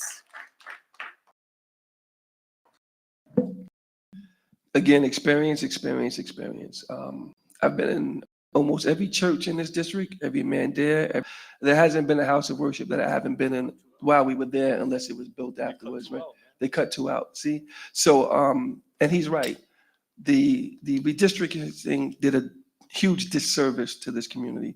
When we were there in 2010 to 12, we actually fought for the redistricting, and we kept most of the district together. And we had a real plan to make sure that not from a racism point of view, or not from an ethnicity point of view, but from a pride point of view, that during the redistricting that just passed, we would create 2 new districts, an assembly district, and Assemblywoman Vivian Cook is here. She's been instrumental in everything, and a council district, so that South Asians can have their own representation, because culturally, that's what you need. You can't have people coming into schools that have been culturally or that have been Black for the longest and not understanding our culture, the same way you can't have people going into the schools that are predominantly Sikh or predominantly Guyanese or Trinidadian and not knowing the culture. So I think that we missed a real opportunity in that redistricting to make sure that we got 15 this thing done. seconds. No, I don't need any more. I've been here. We've done it. Thank you. Thank you. All right, Ms. LeGrand. Yes, so I believe in co-governance, and that's when our government and our community comes together to see where the needs and concerns are. I do believe we should understand everyone's culture and way, because this is how District 28 is made up of. I understand some people may believe that we are divided, but when I visit the schools here in District 28, it looks just like this room. There's different religions here, there are different races, different ethnicities here. So it is very important, especially our Black Studies education curriculum is important. We get that done, and then we get everyone else's curriculum and studies done in our schools, because everyone is important. No one race or other culture is better than another. We all have to get along. We are all here together. But just because one school may be a cumulative of just Black students, doesn't mean you shouldn't know the way and culture of another race or ethnicity. I think that is very important. Okay, as far as bringing us together, my plan as your next city council member is to make sure that I'm hearing everyone from the district, as Ruben Wills has done. I will make sure that I will visit every place of worship to see where their concerns and where their issues are, and where the medium ground is, and who else needs to get involved to get things done, because everything can't go through the city council. We're going to need our partners in government, whether that's 15 on state seconds. or Congress or federal level. We need to make sure that all partners are involved and we get things done. Thank you. Mr. Hitlal. Sure. So, I hear that this side and that side of the district, the Van Wyck separate us, but I'm the only candidate that was raised in South Jamaica and lived in South Ozone Park now. So I don't believe in this side and that side of the district. We have to work together. We have to be able to work together. Yes, we haven't had an office in South Ozone Park or Richmond Hill, but I know there's one coming. And it's a great thing, because we have to show that we care for each other. We may look different, but at the end of the day, we all are fighting for the same thing: a better community, better education for our kids, safety. Everything that you want, I want. Everything that every ethnicity in this district want, we all want the same thing. So I don't believe that we should speak about that side and this side and the Van Wyck and past councilman Ruben. He used to come on the other side, what they call the other side, and I never agree with that, because District 28 is District 28. We're part of a district. You're coming to this church. This is one church. I may have supporters on this side and supporters on this side. What does that mean? This is my side? No, 15 we're all seconds. together. And I believe that we can work together. There's no division because together we can get anything done. Thank you. Okay, hold on. It's Yeah. okay. I'll go. That's okay. I believe in order for us to have unity, and I've mentioned this before, as the next council member, I will establish a budget allocation committee, which would bring together leaders from all parts of the district. And I have to say to my brother Romeo, I've also lived in every neighborhood in the district as well. So this is not something that is foreign to me. This is something that is home to me. I also believe that in order for us to move forward, and I said this earlier as well, we have to ensure that we have culturally appropriate programming within our schools to ensure that all of our students, as Mr. Graham mentioned, are learning about each other's cultures. This is how we stop hate, and this is how we build love. There's another campaign that I plan to launch once elected, which is the Love Yourself campaign.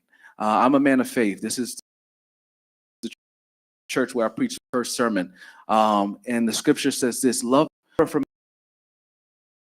to love my neighbor, I must love myself first."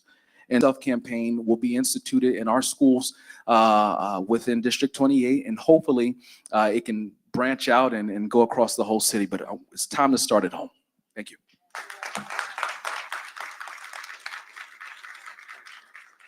All right. Okay, next question. If you were the council member, what would you have done to prevent or mitigate the effect of the migrant situation in District 28? And I will start with Ms. LeGrand. Thank you for your question. And if I was the council member at that time when when this took place, I would have made sure that I had a meeting with the mayor, right, to see where these spaces are for the new families that are coming in, and making sure that not just one part of the district or across Queens is oversaturated, because we have to also think about our schools, because when the migrants came in, they also came in with little children.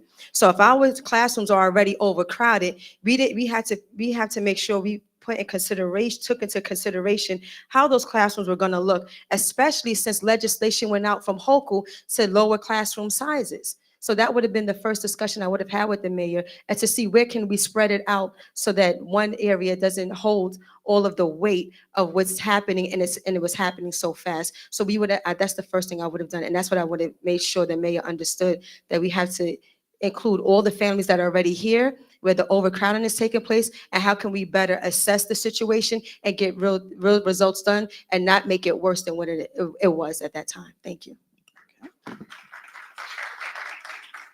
Mr. Hitlal. Sure. If I was a city councilman at that time, you have to believe in relationship. And I always speak about this. If you don't have relationship with the mayor or anyone else in government, how can you represent your district? And that's a problem. You have to have a relationship. And, I personally think the migrants that came to our area, that was put in our area, District 28 had all the hotels everywhere. And that was done deliberately. That was done deliberately because we don't have a relationship. And that is something that I always believe in, working and having relationship with everyone. So yes, I would speak to the mayor. Yes, I would speak to all the players that's involved. And I would stand up for our community, not just let them come in and make deals with everybody. And that is the problem that we're having. There are so many deals that's been made with elected officials and everyone else, and nobody is saying anything about it. They're just shoving it down our throat, and we have to deal with it because it's too late. What are you going to do then? If our elected official who is not standing up to it, there's nothing we can do. We get elected, and if I was elected then, I would make sure that we would not have that much homeless shelter in our district. I've seen the hotels. 15 seconds. The Crown Plaza Hotel was beautiful, brand new hotel, turned into a homeless shelter. This is not good. So you need someone that's strong, that can stand 5 up seconds. to people and can have relationships with every individuals. Thank you. Thank you. Okay, Mr. Hankerson. Sure. So I wasn't the council member, but I did work for the council member. In fact, the Speaker of the Council. Let me give you the reality. When these shelters were opening up and migrants were being bussed in, this wasn't for lack of a relationship. This wasn't for lack of conversation. No, we were getting phone calls as the buses were pulling up to the shelter, to the hotel. That's when the phone call came in. There's a bus with 100 migrants on it. They're going here. This is what this administration, the current administration, has done across the city in several districts, not just in this district. And so I just want to just fight against that notion that, you know, the council was involved. Council members don't decide where shelters go. That's number one. They don't. That's the mayoral administration. And the mayoral administration did this disingenuously in not just this community, but parts of Long Island City, parts of Brooklyn. And so this is a crisis that we all had to face. This wasn't something that we said, oh, 15 you know, this is seconds. coming in. This was a crisis, folks. Just like COVID was a crisis with our education diminished during COVID, a crisis. Thank you. Mr. Singh. So just a clarification on the question. Would I be council member or the speaker of the council?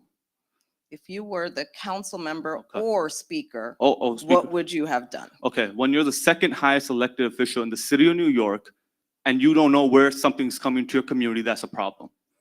You should know what's going on in your community. That's just a fact. It shouldn't even get to a point where buses are coming and pulling up to your community. It should be like we worked it out and we know where it's gonna go and we're gonna guide them. I was on the streets with the civic group when this shelter was gonna open up at the Crown Plaza. And we were devastated because it's gonna affect Black and brown communities that rely on the services that now migrants are gonna be a part of. Again, I'm gonna speak with twofold. This is Japneet Singh, the humanitarian, that I was there every single week serving these brothers and sisters at these shelters because they want a dignified life. And 99% of them are good people that came here for a good living. But that 1% that has been causing havoc in our communities, we need to also address that. And that 1% is what we're talking about. Our neighboring district, District 32, they had a rally when they proposed to do the same shelter, Tent City, at the casino. Guess what? Never happened. Vicky Palladino had a rally in her community. In 3 months, the shelter was closed. Why is it that we're making Republicans look good when our council member, who's the Speaker of the Council, is not fighting back? So we need to make sure we call this out. 15 seconds. 15 seconds. We need to call it out and we need to make sure we address the humanitarian effort. But also when you're paying hotel companies $300 a night to house these folks, you can't blame the hotel companies because everybody's making money off our 5 backs. seconds. Okay, Mr. Wills. Come on, man. Come on. I was good the last 2 rounds. Don't stop. All right. So Reset your time. listen, I just want to make a point, right? We can respectfully criticize something without saying that we're hating on that thing, right? Just like James Baldwin said, I criticize America because I love America and I want it to be better. So we can criticize where we fall short because we want it to be better. So I don't want anybody coming out of here with any of the candidates saying he was hating on another candidate, right? So I know I dipped into my time. The thing is that respectfully, Ty Hankerson said that it was a crisis moment, and so was the pandemic was a crisis moment. But the problem is District 28, not District 28, but Community Board 12 has been living in a crisis moment for the last 60 years, right?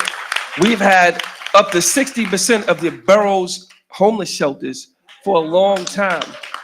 And it's not about a relationship that you have with the person. He's right. The council member doesn't say where shelters go, but the council member can damn sure say, I'm sorry, Pastor, where the shelters won't go. Now, when we were in office, we made sure that happened. The shelter Skyway, that was already a family shelter. They turned it into a single male shelter. They had 34 sex offenders in there. We got into it. We got them out of there. We told them no, but we got them in the services. We didn't keep having shelters added. All these new hotels were built and were getting 15 seconds. built. They were not shelters. It's a political will that you want that will make sure this thing happens. You can't tell them where they go, but you will tell the mayor where they won't go.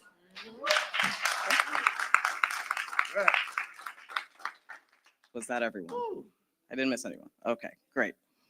Okay, switching gears a bit. I have an environmental question.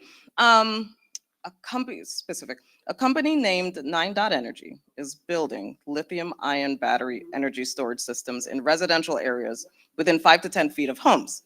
Lithium-ion fires are devastating and very hard to put out. Will you sponsor a council bill requiring these facilities to be 250 feet away from homes, which is similar to a state bill being considered in the legislature? Mr. Wills. No, because 250 feet is not enough. We have a proliferation of tire shops in our community. And when we wanted to put legislation on that, they pushed back and they told me we couldn't do it because the business owners were upset. But once you have a rubber fire, I don't care how many feet away you are, they're going to shut down this whole community because that's toxic going in and out town. Now, we need to have, I'm not the one that wants to restrict businesses and things like that, but common sense regulation needs to happen. Now, that lithium, once we have that lithium fire, it's going to be a problem. And it's not when it's going to happen, not if it's going to happen. We have bikes that are exploding with batteries and burning people down, and 10, 15 people are losing their lives. We cannot afford for that to be. We're not going to have it in District 28, but we should not have that anywhere in the city. If they want to build that and they have the money, they need to, because they're going to make profits. And when they come out and some place that they can't come give that person a check for something stupid. No, I will not sponsor a legislation for 250 feet. We don't need it here at all. Okay. I'm doing well. All right, Mr. Hankerson. 1, 2, 2. Oh.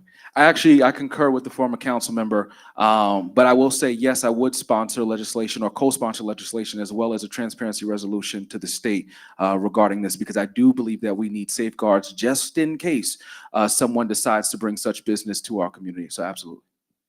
Okay, thank you. Ms. LeGrand. Hello? Okay, good. Yes. So yes, I do concur with what Mr. Wills has said. We don't need it in our community. There are a lot of industries that are right here in District 28 that are affecting our children, whether they have asthma, the air quality. We don't need any more pollution in our district. So no, I concur with Mr. Wills. Thank you. All right, Mr. Singh. No, absolutely. And myself and Amit, who was doing actually an environmental test literally last month, he actually tested the air quality in Richmond Hill and South Jamaica. It's one of the worst air qualities in the entire city of New York. And that is horrible, because at the end of the day, this is what our kids are breathing. This is what we're breathing in. But like mentioned, I think we need to have accountability for anyone that comes to our community. Just a few years ago when the Bronx fire happened, I was on the front lines helping those community members with humanitarian aid. Again, crisis does not have a neighborhood, it does not have a race, it does not have a background. We need to make sure we stand up for the voices before it's too late. And we have a problem in government. We react. We're not proactive. We need to make sure we take steps ahead of time so buses just don't pull up. So we need to make sure those same type of energy is measured with legislation, is measured with who's coming to our community, and work ahead of time with the community boards to see who wants to settle a business in our community. Thank you. Mr. Hitlal. Well, I have to agree with past council member Ruben Will in this one. Listen, it is a problem, and I definitely would not co-sponsor or sponsor any bill. We have to protect our neighborhood, and it's very important that we do that. And I will definitely not do that. Thank you. Okay. All right. All right. I have a question about community engagement. When there is a project, whether it's from DOT or DEP that comes to the community, how will you promise more transparency to community members, to neighbors who live about the project, said project coming to the neighborhood? We'll start with Mr. Singh. Awesome. I think having an actual town hall every month, right? We need to make sure that we go back to the times when people have an open relationship with their elected official. We are being hired by you. You are the employer. Our salaries are being paid by your money.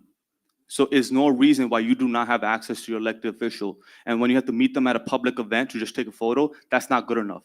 We want to go all around the district. We want to go all around the district, from Rochdale to South Jamaica to Richmond Hill to South Rosen Park every single month on a rotating basis. So you are heard, and these diverse rooms that we enter are not just during debate time. Mr. Hitlal.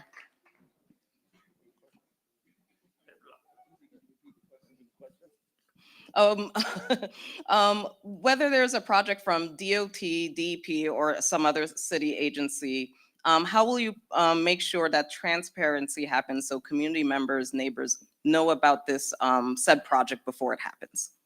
Definitely. So again, open door policy, and I speak about this all the time. You must have transparency. You have to engage the people on the ground, civics. I'll repeat myself. That is what you need to do. You can't just, put it in certain newspapers, or the night before you'll hear a pop-up of the council office will be somewhere. Nobody have access to that. But if you have open door policies with every group in District 28, may it be churches, temples, mandirs, Sikh Gurdwaras, anything that we have in this district. Open door policy, speak to everybody, disperse the information, like community board. You're part of community board. There is information coming there. It goes to the members. This is what you do. Make sure everyone knows about it, not just do it and the next day you see it's out there. So an open door policy is very important. I believe in that. I keep stressing on that. And you have to be able to work and listen to the people. Listen to the people, because the people is the one who elect you, and not close your door on them. Direct access to them. I will have a 24-hour telephone number that you can call, speak to a live person, and someone will get back to you. So I believe in open door policy. Thank you. Okay, Mr. Hankerson. Question had to do with transparency, work done by city agencies, correct? Yes. Okay. So immediately, a piece of legislation that I would propose in the council would be legislation that will require city agencies to give notice by way of mail to local residents in the area that the work would be done in, at least 30 days before the work is to start. Here's where we have to understand the powers of the council. The council is the legislative branch of government, right? We make the law. When it comes down to projects coming to the community, we can fund projects, but project start date, end date, and work time comes from the executive branch. That is the administration. And so with legislation, we would be able to not just hold them accountable in terms of transparency, but ensure that information is getting out to our neighbors before the work actually starts, so that folks are prepared in advance. And I'm happy to have started coalitions within the current district office that do that. And I'm happy to work with people like Ms. Barnes on such things. Thank you. Ms. LeGrand?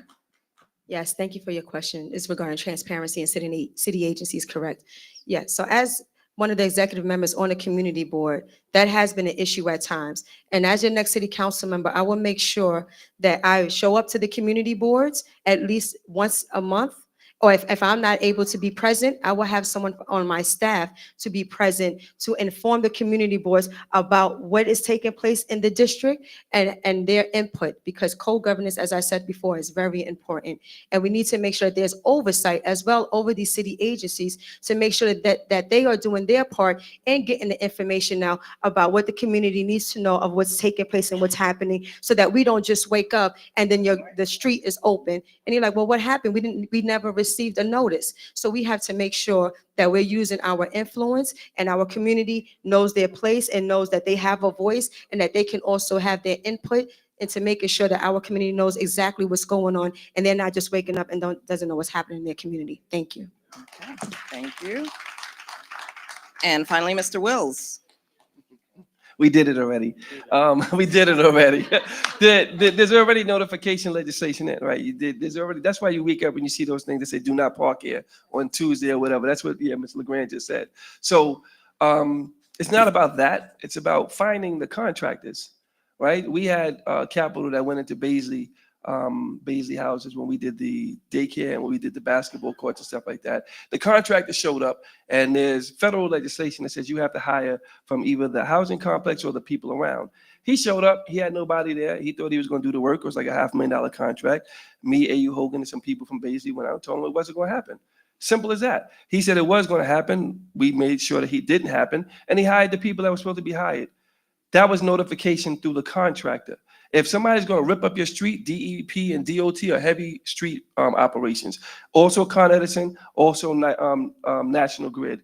We just tell the contractors, if you don't actually notify the people the way they're supposed to be notified, we're gonna fine you.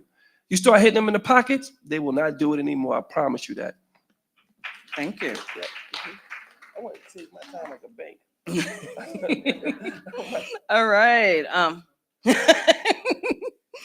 All right, next question is, are any candidates pushing for funding to create businesses and trade schools for the community? Let's start with Mr. Singh. Absolutely. About 2 months ago, I was actually at CTEA, which is a high school right out of our district, and it was beautiful. And another high school, similar magnitude, Aviation High School. One of my good buddies that went to Queens College later, he walked out of high school with a $75,000 job working at JFK. That's what we need. We need real opportunity for our young people. $75,000 job as an 18-year-old is amazing, right? And we can elevate that work by bringing those same type of programs into August Martin, John Adams High School, other schools in our district, and not even wait till high school. Let's start training our kids at an earlier age, so that way sports and entertainment is a path, but it's not the only path. Okay. Mr. Hankerson. I believe I mentioned this early on. So I'm the only candidate that's been endorsed by majority of the labor unions, and my conversations with the labor unions has been exactly this, that we need apprenticeship programs within our schools that not just train our kids, but guarantees them jobs as soon as they graduate so that they can become unionized. Southeast Queens is a union town. Majority of the folks that live in this community are part of some type of union. That is a major priority. That is something that I'm pushing conversations with our unions about as well. Okay, thank you. Ms. LeGrand. Yes, thank you. As I've stated before, as the education chair, I have been sitting down with our principals and superintendents to have more programs, CTE programs. My son David had a full scholarship to St. John's, but he decided to go to Lincoln Tech to gain a trade, and which really worked out for him. And he's making more money than I'm making with his trade. Yes, in HVAC. So I do see the importance of it, because every child is not college bound, and some are more they're better with their hands. So that is important, and it has been done. And I do plan on setting funding aside to have those programs in all of our schools in our district. I've seen it done on the NYCHA site. NYCHA has set up a pilot program with LaGuardia Community College, where if you reside in NYCHA, you can go to LaGuardia Community College and learn a trade, not just get an OSHA license, but you can get a trade that can has sustainable income, and it can increase your quality of life. So I will make sure that there's funding set aside for our schools so that they can have these vocational trainings and these enrichment programs to make them better. Thank you. Mr. Hitlal. Yes, that's very important, that you need the extra funding to fund these schools, to have these programs. It's very important because, as you said, everybody is not college bound like myself. I haven't gone to college, and that's, everybody needs to know that. But I took up a trade, and it was great. My kids went to college, they love it. But we need to have this starting from the elementary school all the way up to high school, not just in the high schools. Elementary school, we have some kind of extra activities, programs for these kids. In high school, I went to Hillcrest High School. They had the nursing program there. I tried to be part of it. I didn't make out that good. But it's great to have these programs. It helps, and it shows, like Latoya's son, he got a scholarship to go to St. John's, but ended up going to a trade school because the vision, what he see that he can do, what he's good at. And that is what we need. We need to invest to make sure that we have some kind, it doesn't matter what we have in different schools, but we have to have something. So this will help also with our kids for after school program. This will help everything. This is not just having this 15 there seconds. and, to make sure that we can do trades, but this help with after school program also. Thank you. Okay, awesome. And finally, Mr. Wills. I'm not touching the mic until you repeat the question, because that's when my time starts. I know what happens now. I think I'm being fair. Okay. Are any candidates pushing for funding to create businesses and trade schools for the community? Go. Yes. So I would just point to Thomas Edison High School. Thomas Edison High School is one of the premier, even though it's not in our district, is one of the premier, not just in the state, but in the nation, for trades. And a lot of people don't quite understand that trades are no longer just automotive or mechanical or bricks. Trades are actually drones, like Latoya's program, software engineering to build those types of things. These are becoming the new trades because AI is pushing everything downward. So once we can replicate those programs, it's easier. As far as that going into small businesses, a lot of our young people don't want trades. They just want to become small business owners. So we've already launched the new initiative for 1,000 small businesses in the district in the next 4 years. So we will turn our young people into entrepreneurs, self-sustaining, and generational wealth. Perfect. All right, related question. How will you bring more businesses in the community? I don't have a qualifier, small, large, I don't. So how will you bring more businesses to the community? Let's start with Mr. Hankerson. I think before we discuss how we can bring more businesses, I think we should discuss how we can keep the businesses that are currently here. Right now, a lot of our small businesses, absolutely, the challenge is being able to stay here. Property tax is an issue, right? And so I believe that we need a full reassessment of our property tax system. Most of our small businesses fall into tier 2 of the property tax system, which is commercial. I'm sorry, tier 3, which is commercial. We have to address this issue. I've spoken to business owners along Liberty Avenue, Suffolk Boulevard, Rockaway Boulevard, and the tune is the same, right? We all have the same issue when it comes to affordability. And so as the next council member, my plan, like, is to call for a reassessment of our, so connect businesses with incentives by way of SBS, Small Business Services, as well as Queens Chamber of Commerce, 2 organizations that I'm currently working with, to which I've launched a plan about 4 weeks ago that works directly with them and our small businesses. So I plan to continue that work once elected as the council member for District 28. Okay, thank you. Let's go to Ms. LeGrand. Thank you. Yes, we do need to make sure that there's an assessment on our property taxes to keep our businesses here, but also, as we know, a lot of our young youth, they do like to make money quick. So we have to make sure that we have financial literacy programs in our schools to teach them the right way of business and how to create business. Okay, in addition to making sure our businesses know what resources are available to them. So I have made it my business and my duty to go to the businesses in our district to ask them, do you know about SBS? You know, do you know who your electors are? So if you do get into any situations, or if you have any issues or concerns, do you know who to reach out to? Do you know about your community boards, that you can bring your issues and concerns to your community boards and to all the stakeholders that are involved in assisting with our community thriving? So that's one of the ways that I plan to keep keeping our businesses here and creating more businesses. Thank you. Okay, thank you. Mr. Wills. Go. So I just said previously that we're launching 1,000 new small businesses where we will have the resources of SBS, Port Authority, and some state agencies that will not just help us legally, our people legally form their businesses, understand it, give them the financial wherewithal, but we'll walk them hand in hand through getting contracts, getting minority certified, and sustaining a workforce that is under them. That's 1. 2, keeping our businesses that are here.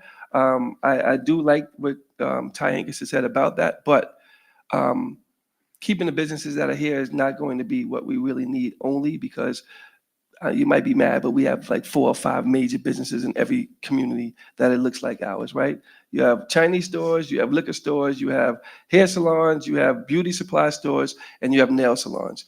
We need to expand that. In order to expand that, we have to make sure that our communities are open and willing to get the economic investment instead of disinvestment we've had.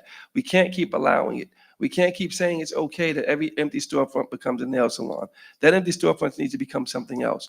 We can't keep saying it's okay every other store is a 99-cent store or a dollar 15 store. seconds. We don't need that. We need new types of businesses in our community. And that's what we will bring when we have the 1,000 new entrepreneurs. Thank you. All right, awesome. Mr. Singh. I always say there's 2 things you should always follow in an elected official. Follow whether allocating the money and the policy record. There has been a financial literacy bill that has been presented on the state level multiple times. and keep getting voted down. It's in right now currently being in the process of getting voted on currently. I want to ask you to ask that question, why? The fact that why is financial literacy a bad thing for our kids? We need to make sure that we have that conversation on the city level as well. If the state won't do it, the city needs to push and do it. We have $2 billion industries right here in Southeast Queens, the JFK and the casino. And I want to ask you, how many of those folks are actually employing our folks in this community? Very small percentage. And one thing, when I went to Canada in Toronto, when I landed off, they had little picket signs with businesses around the community. Van Wyck Expressway is the only highway to leave JFK Airport. We can use the JFK Airport to promote our local business. So before they go to the city and Williamsburg and Story, all these cool places, they take a stop at Merrick Boulevard or Liberty Avenue or Sufton, right? Try our cuisine. There's a really good spot called Norris Spa. I'm a vegetarian. So when I can find a vegetarian cuisine, I want to support it. There's a great Black-owned business called Lux Venue right on Guy R. Brewer. I did a Mother's Day event there. We need to make sure we find the gems in our community, invest 15 in them, seconds. and make sure the powers that be also invest in them so we can promote that talent. All right, finally, Mr. Hitlal. So definitely, we in order for us to get new businesses in here, we have to work with our current business owners. I was walking down, I did walk on Liberty Avenue, I did walk on Rockaway Boulevard, Guy Brewer Boulevard, everywhere, and you're getting the same complaints. You know, most of these delis and restaurants and things like that, they're getting hit with fines, and it's ridiculous. It's ridiculous. I was speaking to an owner who's been there 30 years, right on Sutphin, right up the block here, not right around the corner. And he's been there 37 years. And the amount of fines, the day I went in there, which was last week, he just got a fine dismissed. So these fines get dismissed, but the time and the money they're spending just to get it dismissed. So we need to have a better system also. Again, work with them that's involved to make sure that we can keep our businesses here and expand. How do we expand in that? Yes, I agree we shouldn't have the nail salons and the bars and things like that every block, but those are the only neighborhoods that's coming in here. So we need to do better. We 15 definitely need to seconds. do better. And by doing better, we have to work with everyone and show them the incentives, show them how they can get things done, and help them. Help them also. Have that open door policy and help 5 them. seconds. Thank you. Thank you. All right, here's a few, these questions have been rolling in and now they're surpassing the youth center question. It might be lightning round depending on your thoughts. Do you support City of Yes? Mr. Singh. Absolutely not. Mr. Wills. No, I don't need to pick the mic up. All right, Ms. LeGrand. No. Hilal. No. Mr. Hankerson. No. All right, great. Okay, let's see here. You can talk. Yes. Yeah, so okay, cool. So, it's one thing to say yes or no, but it's another thing to actually voice that opinion and listen to the community boards, which of all three in our district said no to. Our civic group said no to, yet our council speaker still pushed for it and passed it. And they keep saying it's not the same bill, 2/3 of it passed, but it's still passed. There was no democratic process with the community that had their interests in mind. And we need to keep that in the forefront of all this. The community needs to be a part of this conversation because now that law will change the infrastructure of Southeast Queens forever. Mr. Wills, do you want to add anything else? You're good. Mr. Hankerson. So I do want to just add, so I said, no, I don't support the City of Yes. I know that some things were mentioned regarding the council speaker, but if you go and read the City for All, Southeast Queens has been protected in that bill that did pass. And so a lot of what's being proposed from across the city will not happen in Southeast Queens because of Speaker Adams. Okay, thank you. Ms. LeGrand, do you want to qualify anything? No, I'm on the board of Community Board 12, we voted no. Yes. Okay. Mr. Hitlal, do you want to add anything? No, same thing. I'm on board 10 and we voted no. All right. Okay, we are moving on. Okay, we're going to wrap up in a few minutes. So one question we have, I think this will be a nice rounding question, is No, you know what? We're not going to do that question because it is good for a closing statement. All right, let's do this question. Sorry. Okay. Open to interpretation. What have you done for Rochdale Village? I'll start. All right. We'll start with Mr. Wills. Stand up for this one. Stand up for this one. All right. Let me give you your proper time. Yeah, no, give me my time. Right. So beyond funding the schools in Rochdale, beyond making sure that they had capital for infrastructure in Rochdale, Rochdale right now has an issue. And they have actually 3 issues. They have a capital problem, they have a water bill problem, and they have an insurance problem. So I went to the meeting of the cooperatives March, and I told them that we were working with DEP, me and myself and Assemblywoman Vivian Cook, to make sure that they would get a payment plan. Rochdale got the payment plan. It was done, it's taken care of. Rochdale will be all right with that. The capital money, Assemblywoman Vivian Cook, who is here, she's still here? Raise your hand, Assemblywoman Cook. She has worked with Governor Hochul to make sure that just for Mitchell Lamas, there's something like $30 million in the budget, and she is now working with the Speaker, Hastings, and the governor to make sure Rochdale gets their percentage. Now, she put me in touch with Ways and Means in the same month, March, and we've been trying to carve out money for that, and we will know within the next 30 days how much they get, which will bring down the rent and the carrier cost. That was done quietly behind the scenes, and if anybody wants to test, I got the receipts. Been on the phone and text messages with every commissioner, with all of everybody else that's involved. 15 seconds. That's it. That's all I needed to know. Rochdale, we got you. Mr. Hankerson. Can I stand too, Mr. Wills? I wanna Sure. stand. Let me reset your time. Okay. So to the point that the former council member made, Rochdale is in a precarious situation right now. We have been on the ground with Rochdale Village, working with the board of directors, Ms. Hall, Ms. Castro, as well at Rochdale Village. As of recently, our office was responsible with getting the power plant removed off the tax lien sale. The Up. tax lien sale. Here's on top of that. Most recently, we went up to Albany to meet with our state legislators. Thank you, Assemblywoman Cook, as well as State Senator James Sanders and the governor's office, their executive team, which now this is in a full assessment right now, and we are working with all of our partners to ensure that Rochdale not only stays affordable, because if we lose Rochdale, there goes the community. And so we have to ensure that we continue to fight, and that's what we will continue to do. Thank you. Okay, thank you. All right, Ms. LeGrand. So thank you for your question.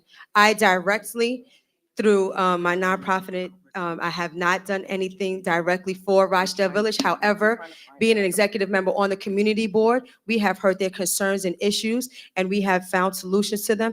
In addition to working in government, we provide constituent services directly for Rochdale Village. Thank you. All right. Mr. Hilal. So I haven't done anything in Rochdale Village. I have to be honest, right? It is what it is. That's right. But I guarantee you, when I'm elected, I will fight for every individual in Rochdale Village and the entire district. So I'm not going to go around and say I've been giving out through the Lions Club, because it's not about the Lions Club. I'm the district governor of the Lions Club. We have done many projects because they're clubs that's part of Jamaica, St. Albans, Rosedale, Laurelton, the Rotary Club. But I'm not going to use that as we giving out food to people in Rochdale Village or anything else. I haven't done anything. And I guarantee you that I will work for everyone though, once I'm elected. Thank you. All right. And Mr. Singh. All right. Okay, so I want to preface this real quick, right? I know I got 1 minute and 30. I'm going to try to be short and brief. Every elected official in the state of New York comes to Rochdale Village when it's election season. There's no reason in heck that Rochdale residents have to be bussed down to Albany when it's time that they're in crisis.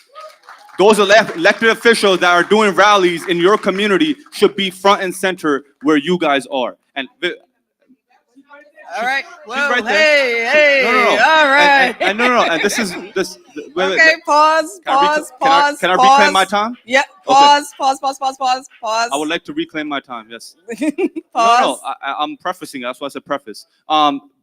this is no knock on any elected official. I know Miss Vivian Cook has served this community for a long, long time. And she's done a great job in bringing this community to the forefront. But what I'm saying,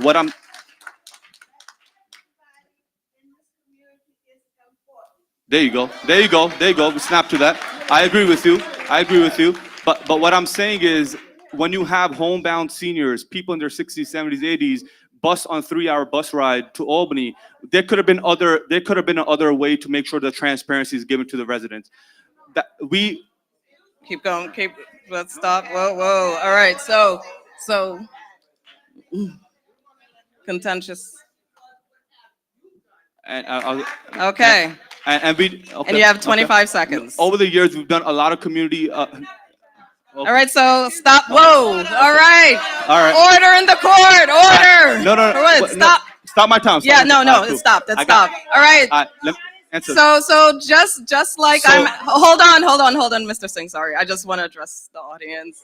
Okay, just like the candidates are abiding by the time, I want to make sure Mr. Singh has time to answer. So let's let him finish his time. Okay, and go ahead. So no, this is good. This is what community looks like. And when they were talking about divide, this is the divide we're talking about. At the end of the day, ma'am, you said I didn't do anything. I would encourage you to tune into Pix 11 that same day, just on my birthday, May 28th, and you see what we did for Rochdale. All right. It did more than what you did in Albany. I'll tell you that much. I think we should cut off the mics. Should I end? That's the first news outlet that covered Rochdale's problem on Pix 11. I encourage you all to go tune in. And that was a rally organized by us. I want to ask about what will you do different from the last election? Okay. All right. Okay. I think that we're going to wrap up. This is our last question. Okay. Before your closing statements. All right. So our last before closing statements, 90 seconds, is what you will do different than the last elected official for this community. And I will start with Ms. Legrand. Thank you. So first thing I will do, I'll make sure that I have an open door policy. You will not have to set an appointment to see or speak with me. I will also make sure that we have satellite spaces put up all over the district for people who cannot reach me during the morning hours, but we will have extended hours across the district because we are only entitled to one office. So I will make sure that we are felt and we are impactful across the whole district. Thank you. All right, short and sweet. Okay, Mr. Hankerson. Thank you for that. I think we're in a different era. I'm not here to criticize any former elected, whether it's the former council member or the speaker or the member before that. We're in a different era and a different time with different issues. And I'm ready to fight day one for the issues that we are facing right now. I'm not here to politicize or criticize. That's not what I'm here for. I'm here to serve the people. Okay. Mr. Wills. I'm standing up. I'm not going to say what I would do different from the last elected official. I'm going to say what I would do the same as the last elected official, because that guy was incredible, right? We did a lot of work in the community together. We made sure that we got schools funded. We made sure we dealt with crime. We made sure that we dealt with equity, and we were better for it. What I'm saying is, let's get back to that work. Let's get back to making sure that we have boots on the ground, hands on the till, and we make sure that we get it done. I am here to ask you for your vote today, to rank me #1.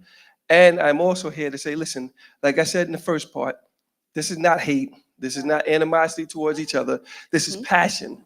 And when I'm elected the council member, I promise you, we're going to rein all this passion in and focus it to work for you. Thank you. All right, Mr. Hitlal. Sure. So again, working together is very important. Okay. And I believe in that. And you heard me the last hour. I keep saying that.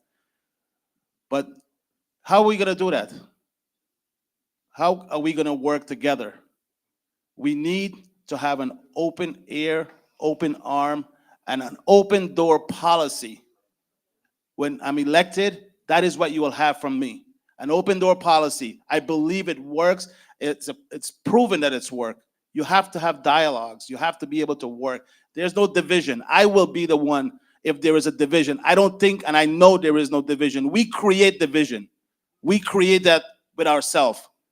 Because how is there division if we're all sitting here? Our kids are going to the same school. We're going to churches. How is there division? Well, we create that. And if we continue that, we will continue to have division. So I will make sure that I'm the one that, if there's division, will bridge the gap. There's no line between the Van Wyck Expressway, South Ozone Park, and Jamaica. We need to get together. We need to work together. And I will be the one, once I'm elected with your vote, I will be the one to do that. And I will work with everyone 15 here. seconds. Everyone here that's running for this seat, I will be the one that will be able to work with them because I have that open arm, open door 5 policy, seconds. and I'll make it happen. Thank you. And Mr. Singh.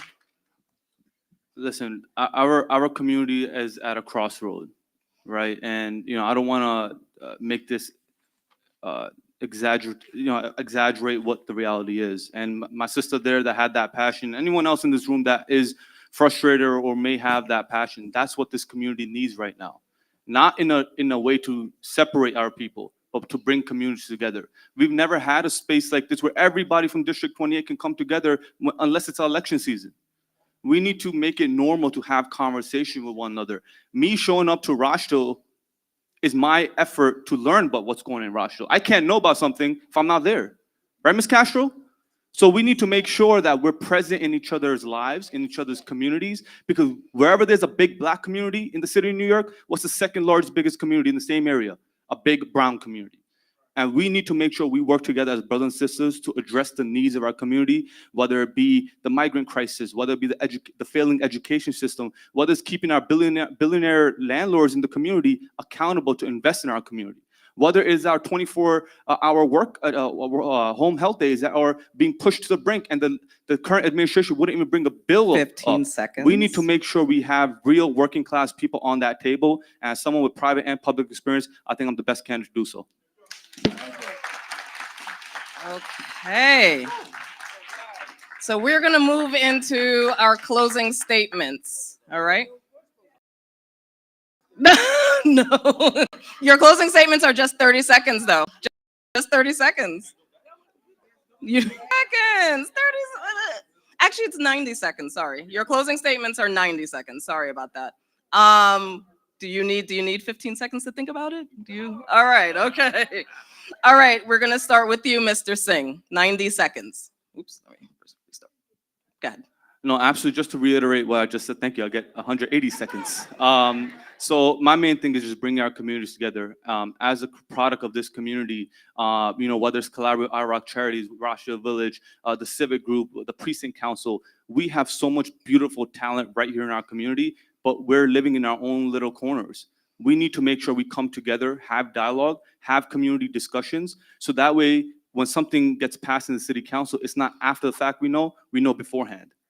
And that only happens when you have a city council member that believes in the community, that doesn't require a bell to enter that office, and to make sure that we bring our city government right directly to the people, not the other way around. So thank you so much. I hope to have your support. I know this election will be is a very highly contested election.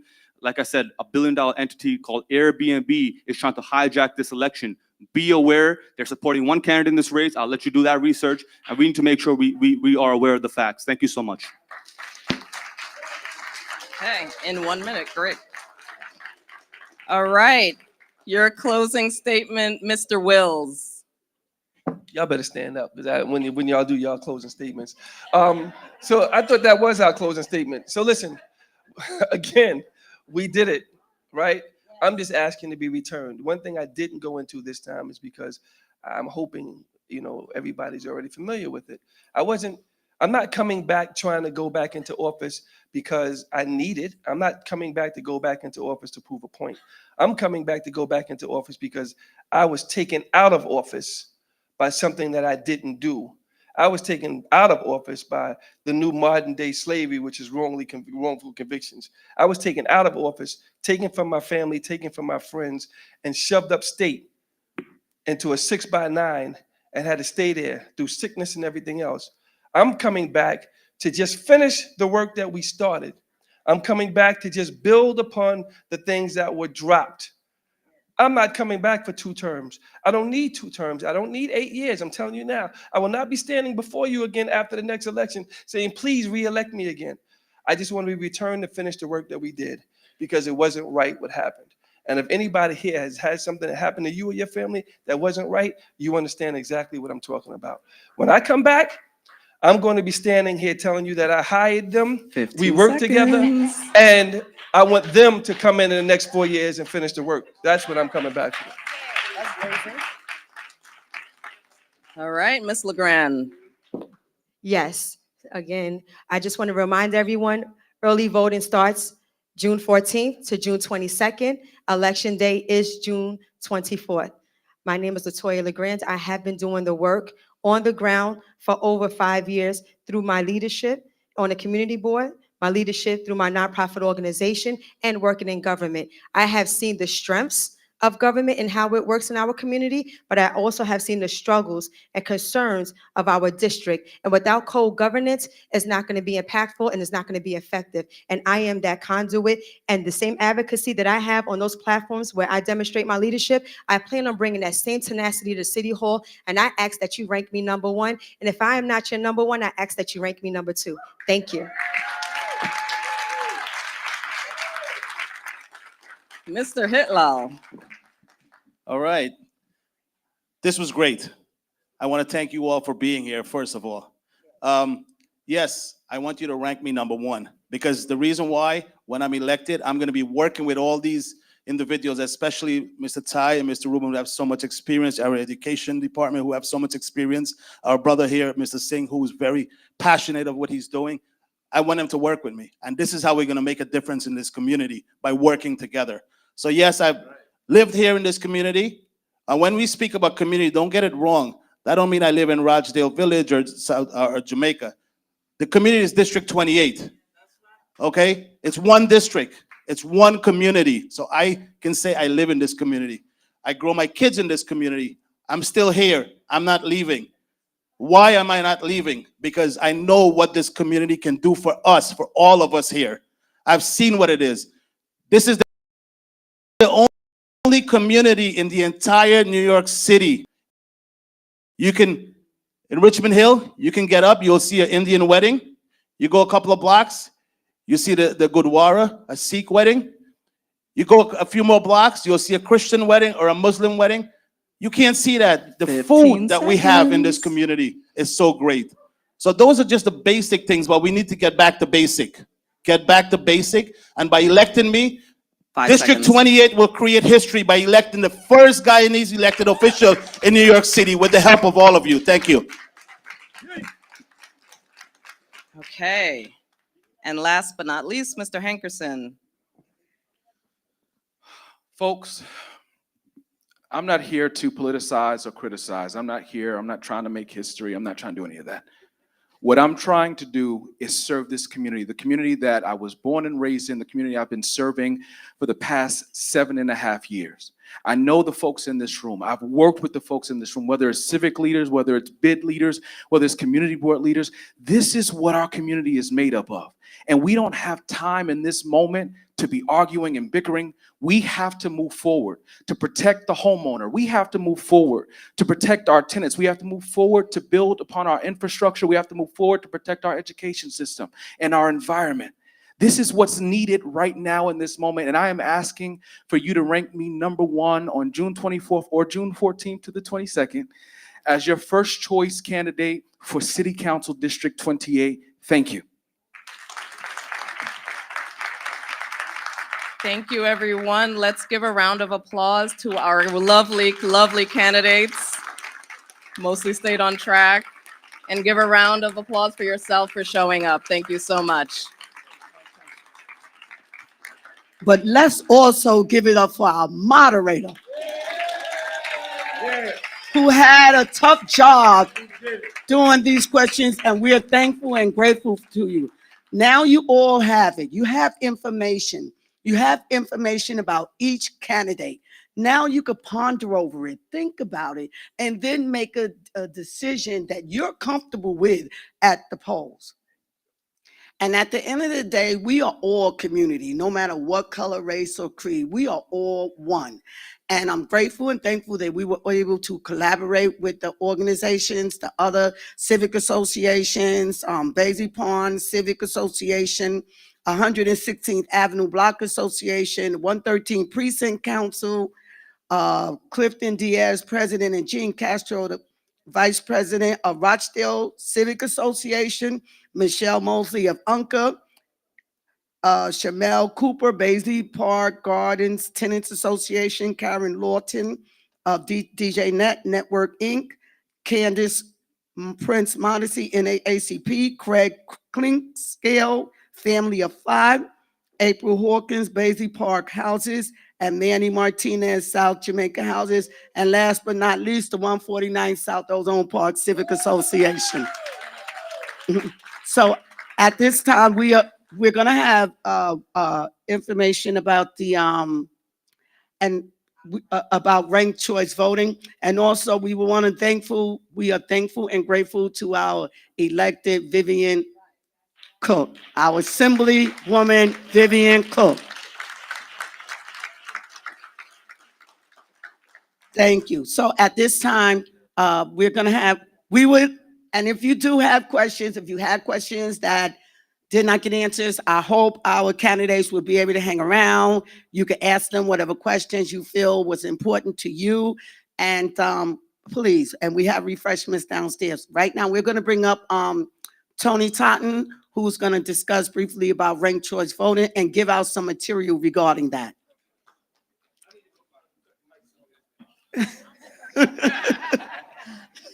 They dropped the mic on you, Ruben. Wait 1 second. We're gonna. Thank you. Thank you. Tony. Where's Tony Dunn? She right there. Tony. I know. If you would like to have, excuse me, hello. If you would like to have, hello. Okay. If you would like to have information on the ranked choice voting, please stay and it will be explained. Thank you.